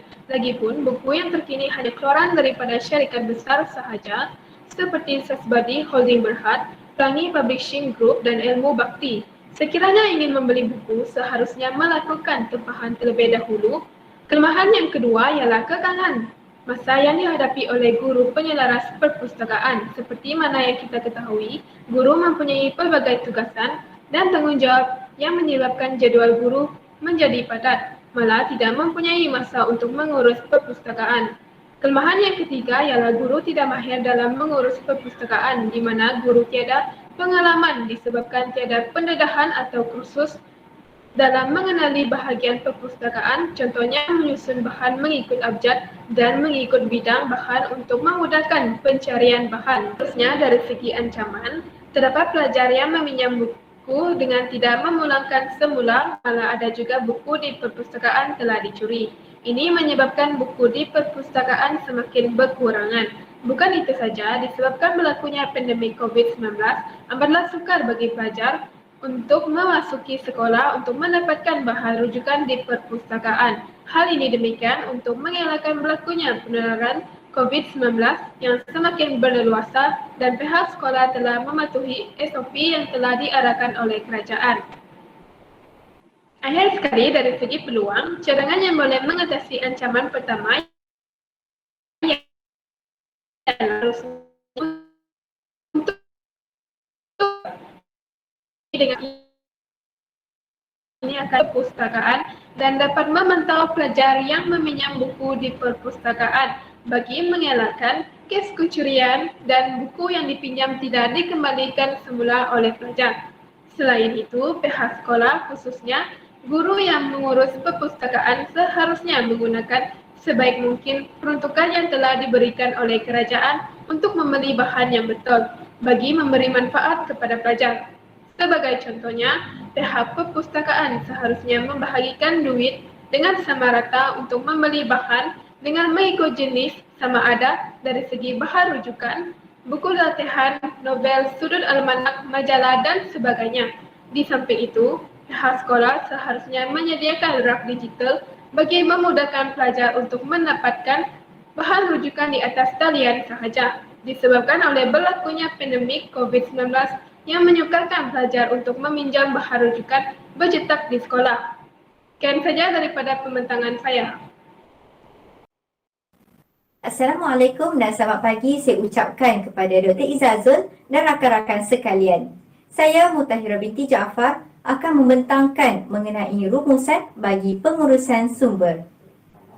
Sebagai rumusan, berdasarkan hasil kajian yang telah diperolehi daripada temu bual, rujukan buku, artikel dan jurnal, kami mendapati segala objektif kajian telah dicapai. Kami juga dapat mengetahui tentang bagaimana cara untuk menguruskan sumber-sumber di sekolah secara teratur dan sistematik. Pengurusan sumber ini menekankan agar guru mahir dalam menguruskan sumber-sumber dari segi pentadbiran, pusat sumber, bilik bantu mengajar, bilik BOS iaitu bilik operasi buku tayangan sebagai pencapaian dan juga pencapaian lain pelajar hanya menjadi ukuran kepada keberhasilan dalam proses pembelajaran. Oleh itu, pengurusan sumber amat penting bagi perkembangan pelajar dalam bidang ilmu dan pelajar dapat mempelajari kemahiran secara praktikal. Bahkan, pelajar juga dapat belajar dengan lebih progresif dan lebih sempurna. Bukan itu sahaja, pengurusan sumber dapat mempertingkatkan taraf profesionalisme keguruan. Setiap guru haruslah menitik beratkan setiap kemudahan sumber-sumber di sekolah supaya dapat memudahkan pelajar mengakses maklumat. Selain itu, guru perlu memainkan peranan yang aktif bagi memastikan tiada pelajar yang keciciran. Seterusnya, pihak pentadbir sekolah juga perlu memainkan peranan penting bagi menguruskan sumber-sumber dengan berkesan supaya dapat membantu para pelajar mendapatkan informasi yang terbaik dalam memberi kemudahan semasa belajar. Pelajar juga haruslah berperanan aktif dalam sesi pengajaran dan pembelajaran dengan menjalankan aktiviti berasaskan sumber. Oleh itu, maka jelaslah bahawa dengan adanya pengurusan sumber yang baik dan sistematik, ia akan memberikan banyak manfaat terhadap pelajar, guru dan sekolah. Sekian, terima kasih. Baiklah, sekarang kita akan teruskan lagi dengan poster dari kumpulan 3.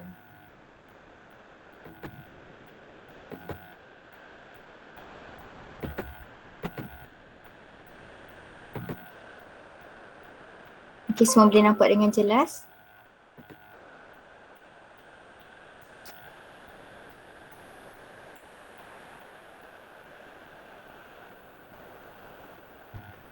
Poster boleh nampak dengan jelas ke? Boleh. Okey, baik. Boleh. Okey, baiklah. Ini adalah poster daripada kumpulan kami, pengurusan sumber.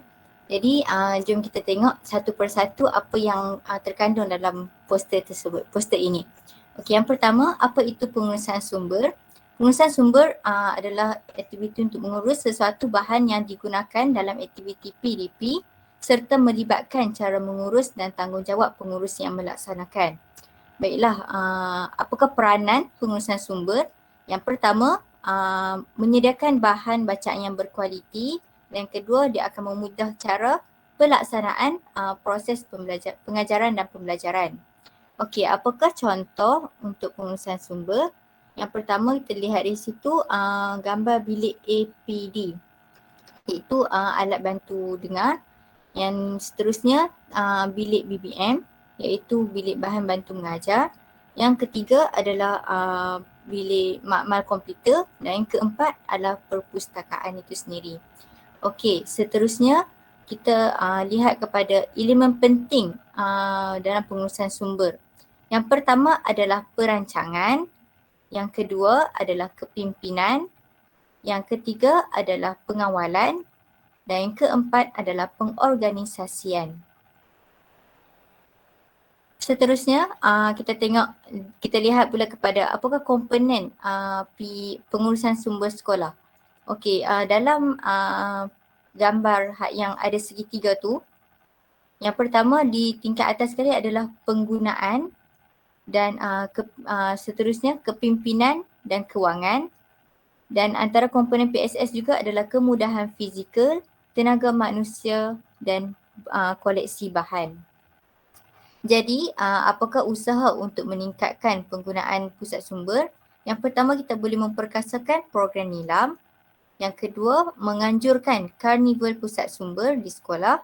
Dan yang ketiga, kita memastikanlah suasana menarik yang kondusif dari segi pemilihan warna pusat sumber juga amat memainkan penting agar suasana menjadi lebih menarik. Okey. Seterusnya, yang terakhir, apakah kelebihan pengurusan sumber yang baik? Yang pertama adalah kita dapat menarik minat pelajar untuk menggunakan sumber di sekolah. Yang kedua, dia akan memudahkan para guru dan pelajar untuk berurusan di pusat sumber sekolah. Dan yang terakhir adalah kemudahan infrastruktur dapat memberikan keselesaan kepada semua. Baiklah, sebelum akhiri,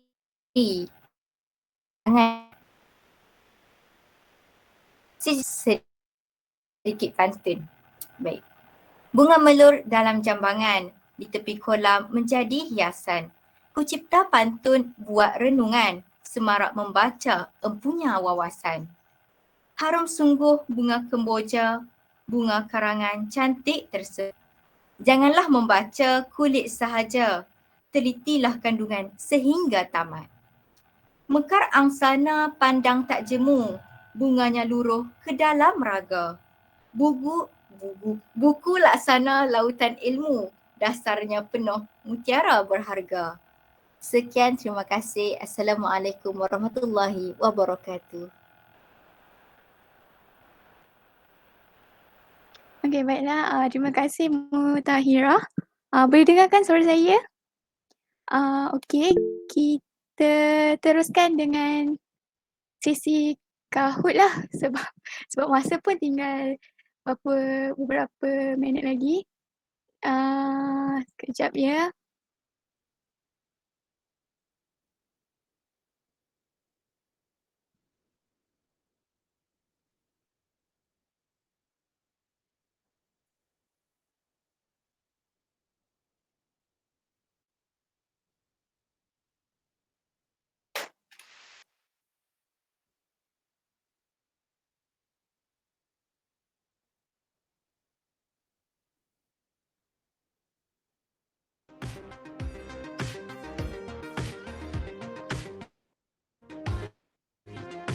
Nampak tak? Nampak. Okey. Nampak. Boleh type lah kod tu 1122231.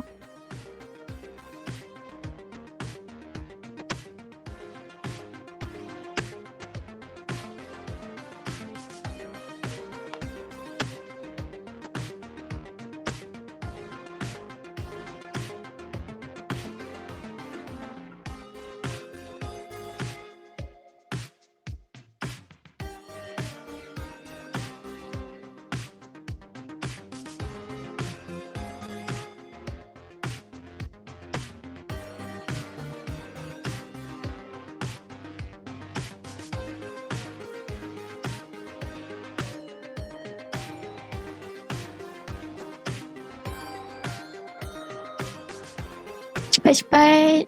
Siapa lagi belum masuk? Kita ada Hong Wanjang.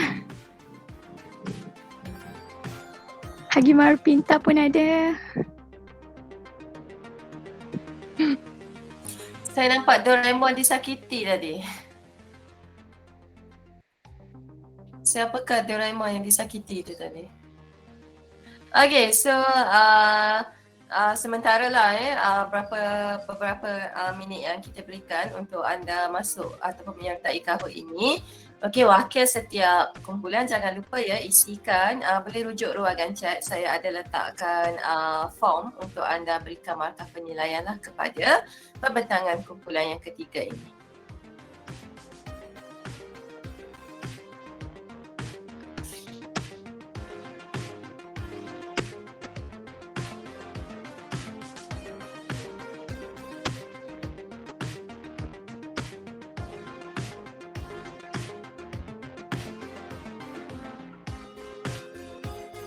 Sebelas 38 kita start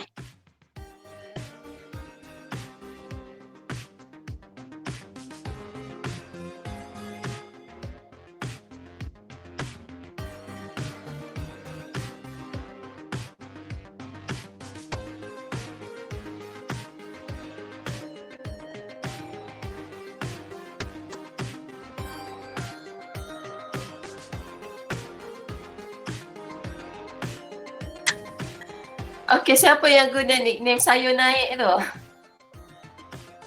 Doktor, saya dapat rasakan mungkin beliau ikuti perkembangan semasa lah. Betul. Saya rasa ni memang Menarik saya sekali. alert ni. Yang Hong Banjang tadi tu saya rasa perempuan. Mike kuda.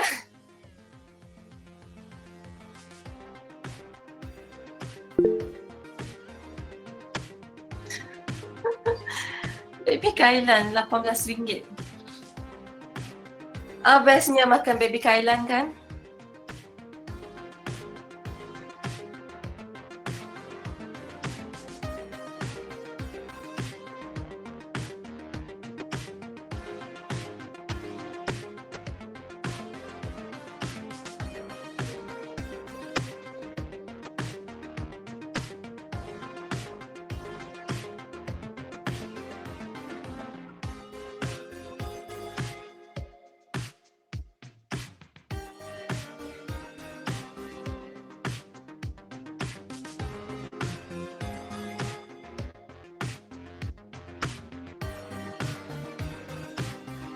Starbucks tak ada orang ke? Namakan Starbucks?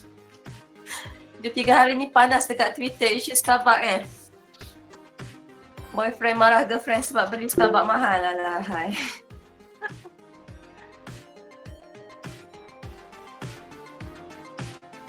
Ada lagi ke yang nak masuk? Kalau tak ada, start Boleh dah kot sebab 11:38 boleh mulakan lah. Okay. Ya, doktor. Okay. All the best.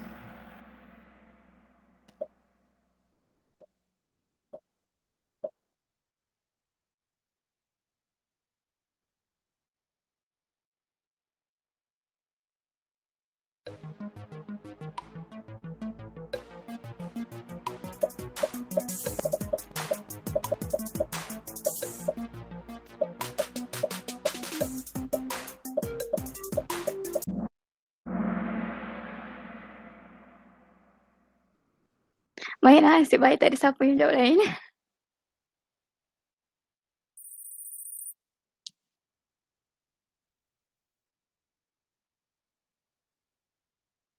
Antara yang berikut merupakan kelemahan yang terdapat dalam pengurusan perpustakaan kecuali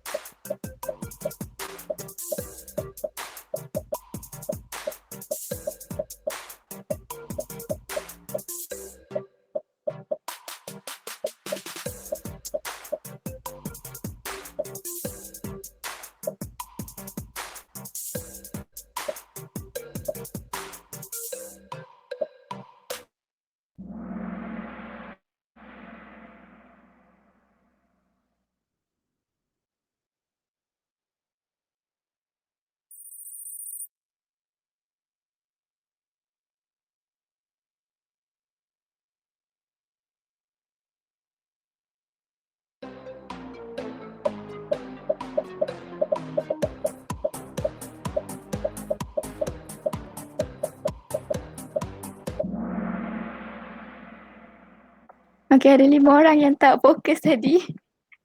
Mungkin yang menjawab salah tu menganggap Cikgu Rohani mungkin.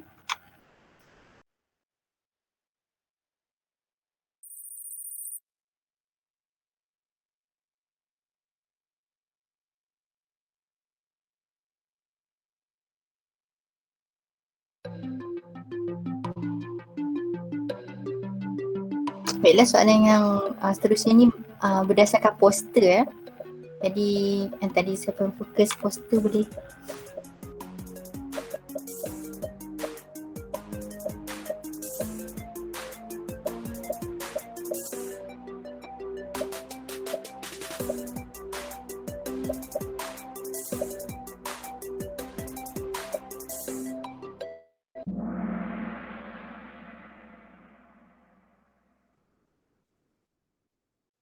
Jawapan dia memperbagaikan sumber rujukan berkualiti. Jawapan ni tadi ada dalam poster. Yang lain ni tadi.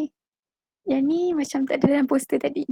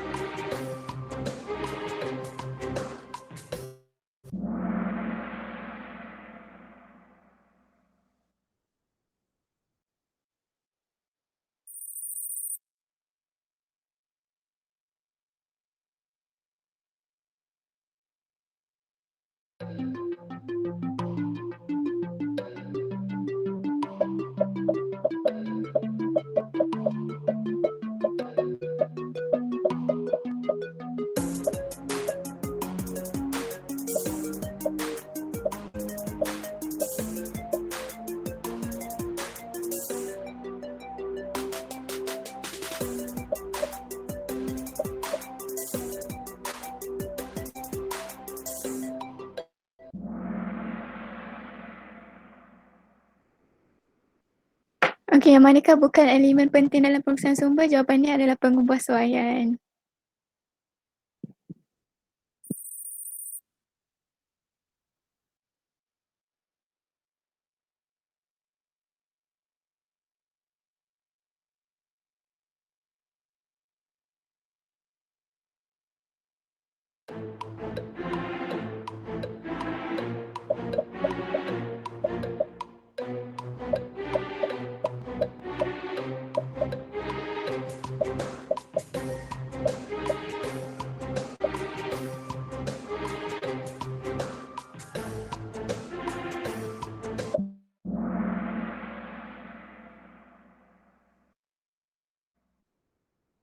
Soalan ni adakan untuk bahagian perbincangan keturutannya betul. OT tu apa yang doktor tulis, tapi apa yang doktor cakap juga itu ancaman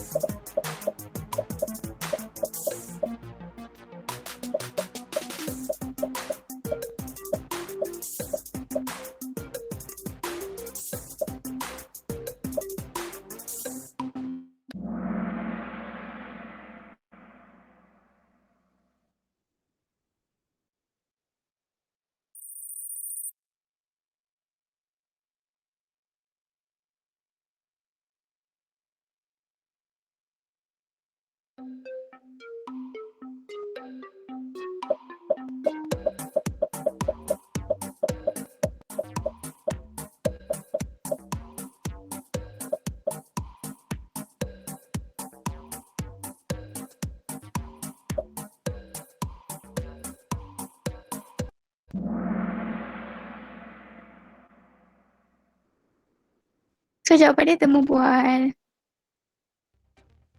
So kita tengok siapa pemenang-pemenang dia. Nombor 3, oh dekat Kahoot. Nombor 2 jatuh pada Nobita. Dan nombor pertama pada Daya. Tahniah. Tahniah Daya. Okey, Dayah. Nanti PM saya ya. Dayah. Dayah mana ya? Saya doktor. Nur Hidayah Idrus. Okey, nanti PM saya lah ya. Okey, so 11.46. Okey, selain daripada itu, saya lupa juga. Okey, so dekat ruangan chat, saya, Allah panjang lah pula link dia. Okey, so anda boleh pergi ke Facebook, Facebook KPM ya. Kita ada satu KPM telah memberikan, orang kata telah membina satu temu soal selidik, bukan temu bual, soal selidik untuk mendapatkan pandangan anda, okey, untuk mendapatkan pandangan kita lah, rakyat Malaysia ni mengenai KPM merancang untuk membenarkan, orang kata membenarkan murid-murid untuk membawa telefon bimbit ke sekolah sekarang. Okey, so anda sebagai salah seorang, orang kata sebahagian daripada sebahagian daripada ahli dalam masyarakat, okey, yang terlibat secara tidak langsung dengan pendidikan, dengan sekolah, so anda boleh memberikan sumbangan pandangan anda mengenai idea ataupun cadangan oleh KPM untuk membenarkan orang kata membenarkan murid-murid untuk kembali membawa handphone ke sekolah. Okey, so kalau anda berhasratlah untuk menjawab soal selidik, saya dah jawab dah, soal selidik tu sangat simple, sangat pendek lah, tak adalah panjang sangat sampai kita rasa malahnya nak jawab. Okey, soalan-soalan dia sangat mudah dan pendek sahajalah. Okey, so itu daripada kumpulan pengurusan sumber. Okey, tahniah saya ucapkan kepada kumpulan pengurusan sumber, dah selesai dah dia punya pembentangan hari ini, pembentangan yang bagus, yang memperjelaskan lagi apa yang telah pun saya jelaskan dalam semasa sesi saya ataupun semasa sesi pengenalan yang saya jelaskan tadi lah. Okey, dan juga peringatan, baru ada 3 respon daripada respon penilaian daripada kumpulan yang lain. Jadi wakil-wakil kumpulan yang lain mohon isikan markah penilaian pembentangan untuk kumpulan yang ketiga ini.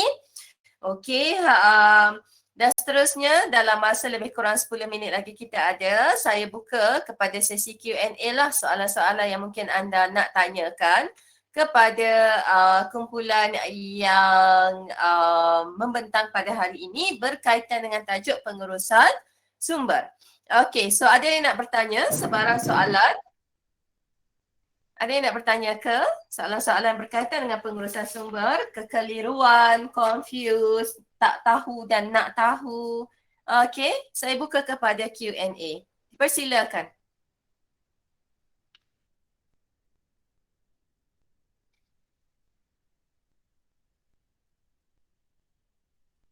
Okey, kalau tak ada soalan, saya yang nak tanya soalan. Okey, saya buka soalan ini sama ada kepada kumpulan yang membentang ataupun kepada anda semua.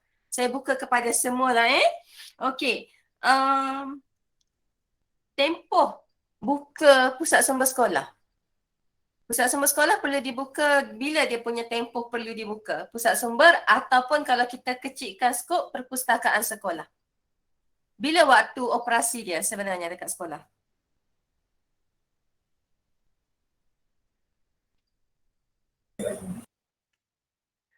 Waktu operasi pusat sumber sekolah.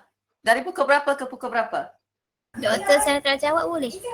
Siapa? Okey, Zuraika silakan. Dari jam 8 pagi hingga pukul 4 petang macam tu. Okey, very good. Okey, Zuraika. Okey, tahniah Zuraika. Okey, so betul dah jawapan itu pusat sumber sekolah ataupun kalau kita nak kecilkan kepada perpustakaan sekolah, dia perlu dibuka pada waktu pejabat. Okey, dibuka pada waktu pejabat. Ini selalu banyak sekolah yang ambil mudah perkara ini. Sebaliknya amalan majoriti sekolah ialah pusat sumber dia buka pukul waktu sekolah sahaja. Pukul 2 habis sekolah dia pun dengan dia sekali tutup. Okey, pusat sumber sekolah ataupun perpustakaan lah, saya khususkan kepada perpustakaan, dia perlu dibuka pada waktu pejabat. Maksudnya sampai ke waktu petang. Okey, termasuk cuti sekolah. Ini tak, selalunya kalau sekolah cuti dengan perpustakaan sekalilah tutup kan. Okey, sepatutnya pada waktu cuti pun sepatutnya perpustakaan itu dibuka. Okey, sebab Betul. Maksud kata cuti umum macam contohlah ada hari cuti Sultan Perak dan sebagainya. So macam hari tersebut perlu dibuka kalau juga. cuti umum, kalau cuti umum, kalau sekolah cuti umum, sekolah tutup kan. So bolehlah ditutup perpustakaan itu. Tetapi ini kalau cuti sekolah. Kalau cuti sekolah memang sekolah tak berlaku PDP sebab dia cuti sekolah kan. Tetapi perpustakaan sepatutnya perlu dibuka. Okey, sepatutnya perlu dibuka sebab kembali kepada tujuan perpustakaan itu sendiri. Okey, pusat sumber macam bilik media nak tutup, makmal komputer nak tutup, tak apa. Tak apa yang itu pusat sumber yang lain. Tapi ini yang pusat sumber yang kategori perpustakaan itu. Okey, sepatutnya ia dibuka. Sepatutnya ia dibuka sebab salah satu tujuan perpustakaan adalah untuk menggalakkan membaca. Dan macam kita nak membantu murid-murid yang tidak ada buku-buku dekat rumah, kita nak galakkan dia untuk membaca, untuk datang ke sekolah, untuk datang ke library, untuk membaca dekat library. Okay? Tapi mungkin juga disebabkan oleh selalunya kalau cuti sekolah, cikgu perpustakaan pun nak balik kampung. Itu masalahnya lah sedikit dekat situ kan. Cikgu perpustakaannya, cikgu library-nya yang nak balik kampung. So itu gunanya ada pengawas pusat sumber. Saya dulu kebetulan rumah saya pengawas pusat sumber. Kebetulan pula rumah saya rumah yang paling dekat. Rumah saya betul-betul depan sekolah. Jadinya saya kalau cuti sekolah, saya tukang pegang kunci library. Maksudnya saya akan pergi buka lah library tu. Cumanya, okey kalau cuti sekolah biasanya, okey contoh kalau hari sekolah, library buka seperti mana yang Zuraika cakap tadi, waktu pagi, biasanya 7.30 atau pukul 8 library buka sampai ke pukul 4.30. Tapi kalau cuti sekolah, kita buat separuh hari lah. Kita buka 7.30 sampai pukul 2, something macam itulah. Lepas kita tak buka the whole day. Tapi pendek kata memang akan buka. Dan digalakkan.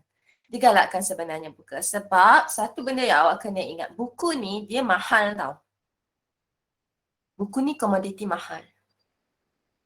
Okay, buku ni mahal. Dia bukan buku, Dia buku, apa lagi? Susu.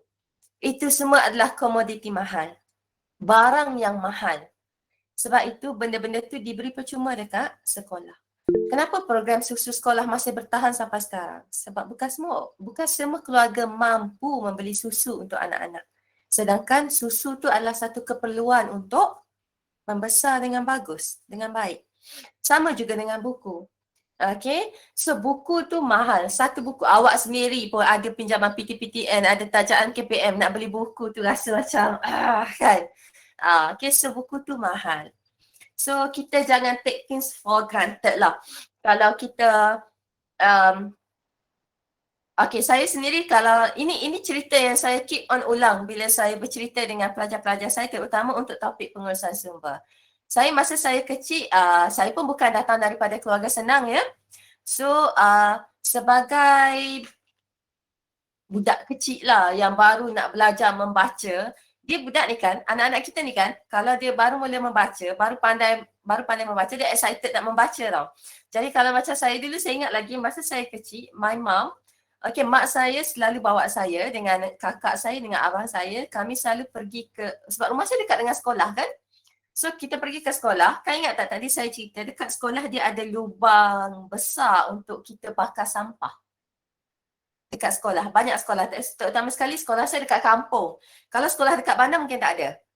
Okay, tapi sekolah saya dekat kampung, so dekat hujung padang tu kita ada satu lubang besar, tahun 90-an masa itu, ada satu lubang yang tempat kita lupuskan. Ingat tak tadi saya cerita, zaman sekarang tak mudah nak lupuskan buku semua tu kan, tapi zaman saya dulu, masa saya kecil, nak lupuskan buku tu, kita boleh bakar je.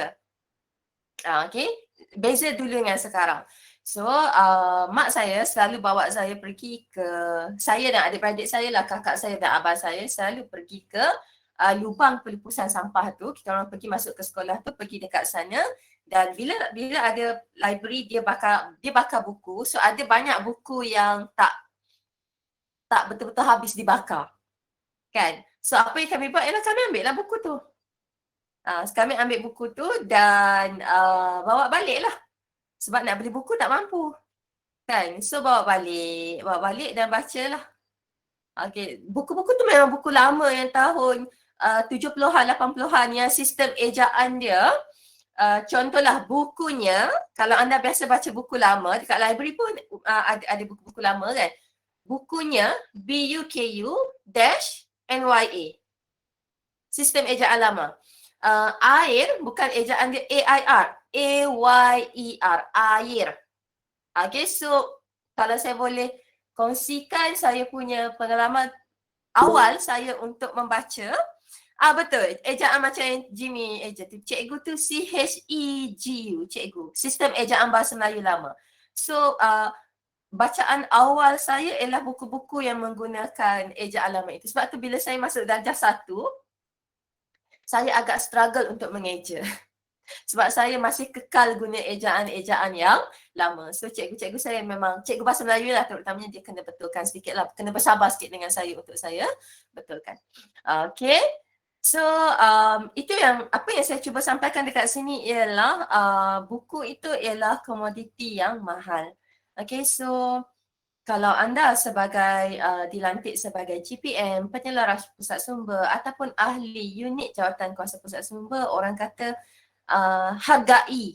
Orang kata apa-apa saja aktiviti yang anda buat itu, untuk yang anda rancang untuk pusat sumber itu, pastikan orang kata dia dapat memberikan faedah kepada murid-murid yang bukan sahaja yang kaya ni, yang mak bapak dia mampu beli buku ni, tetapi kepada murid-murid yang nakkan ilmu, yang eager untuk membaca tapi dekat rumah dia tak ada bahan-bahan bacaan.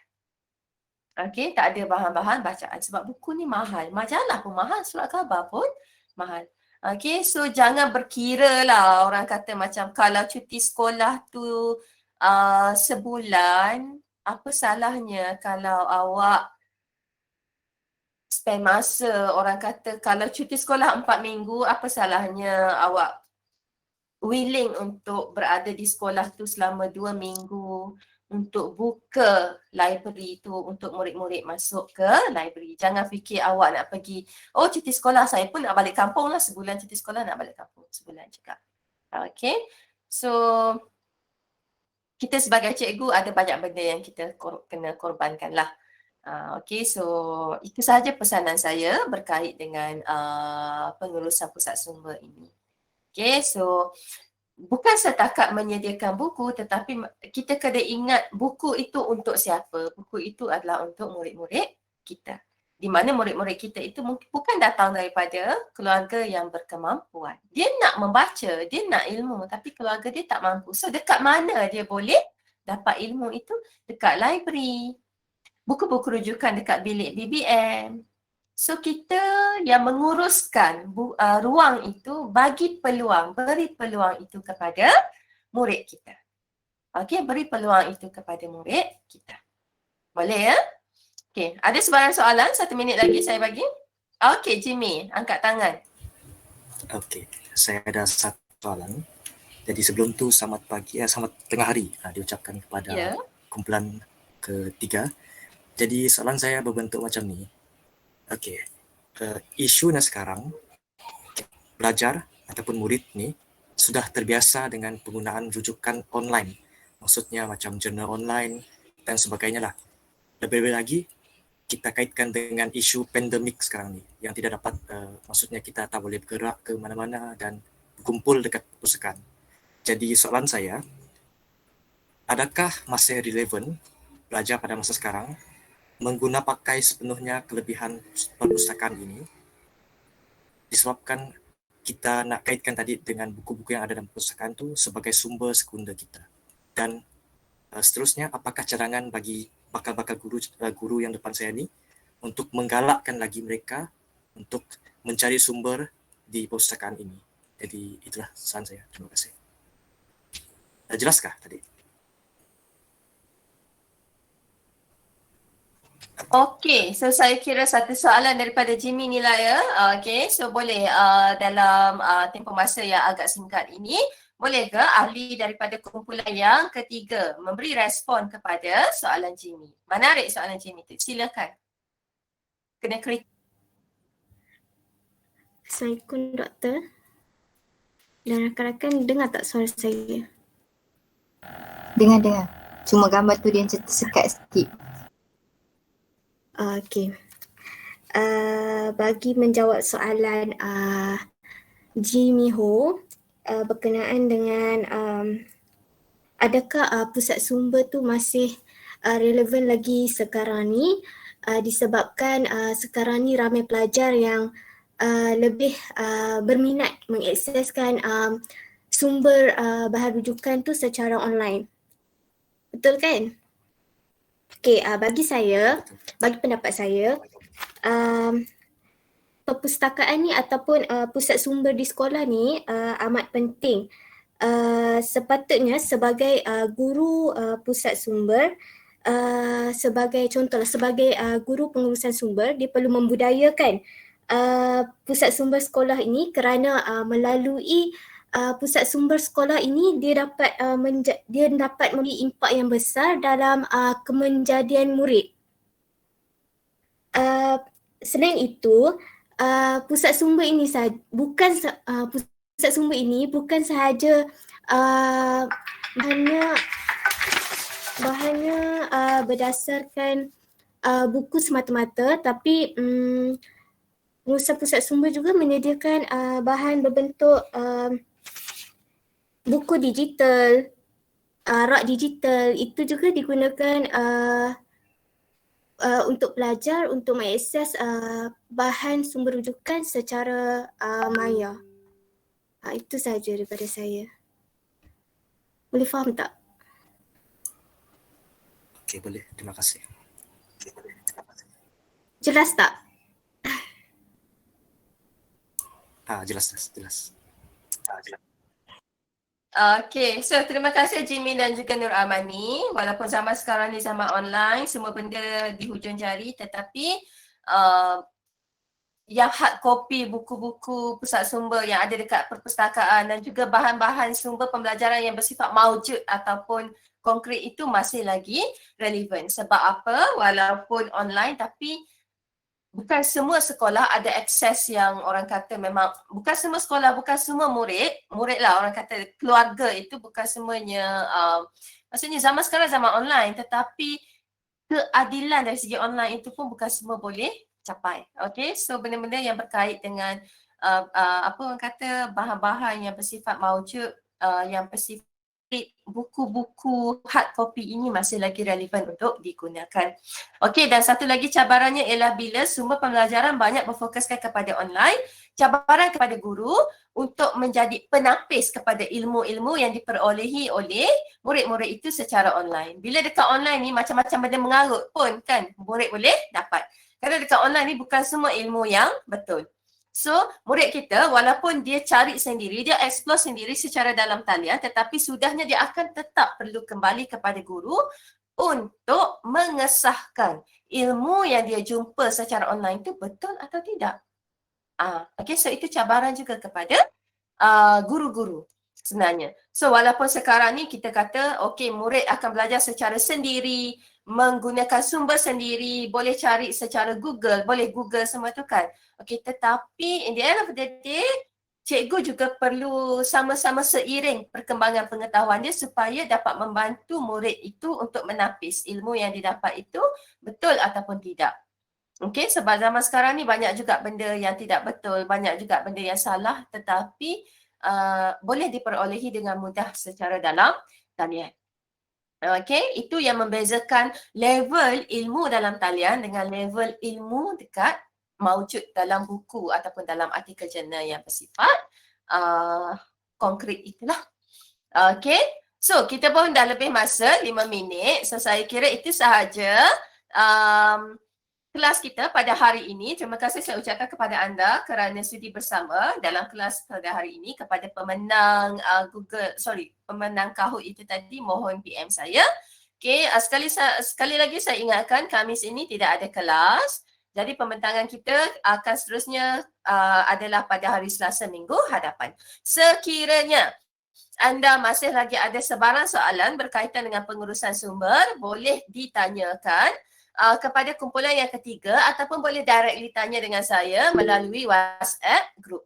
Okay, so itu sahaja untuk kelas pada hari ini. Sekian, terima kasih. Assalamualaikum. Terima kasih doktor. Terima kasih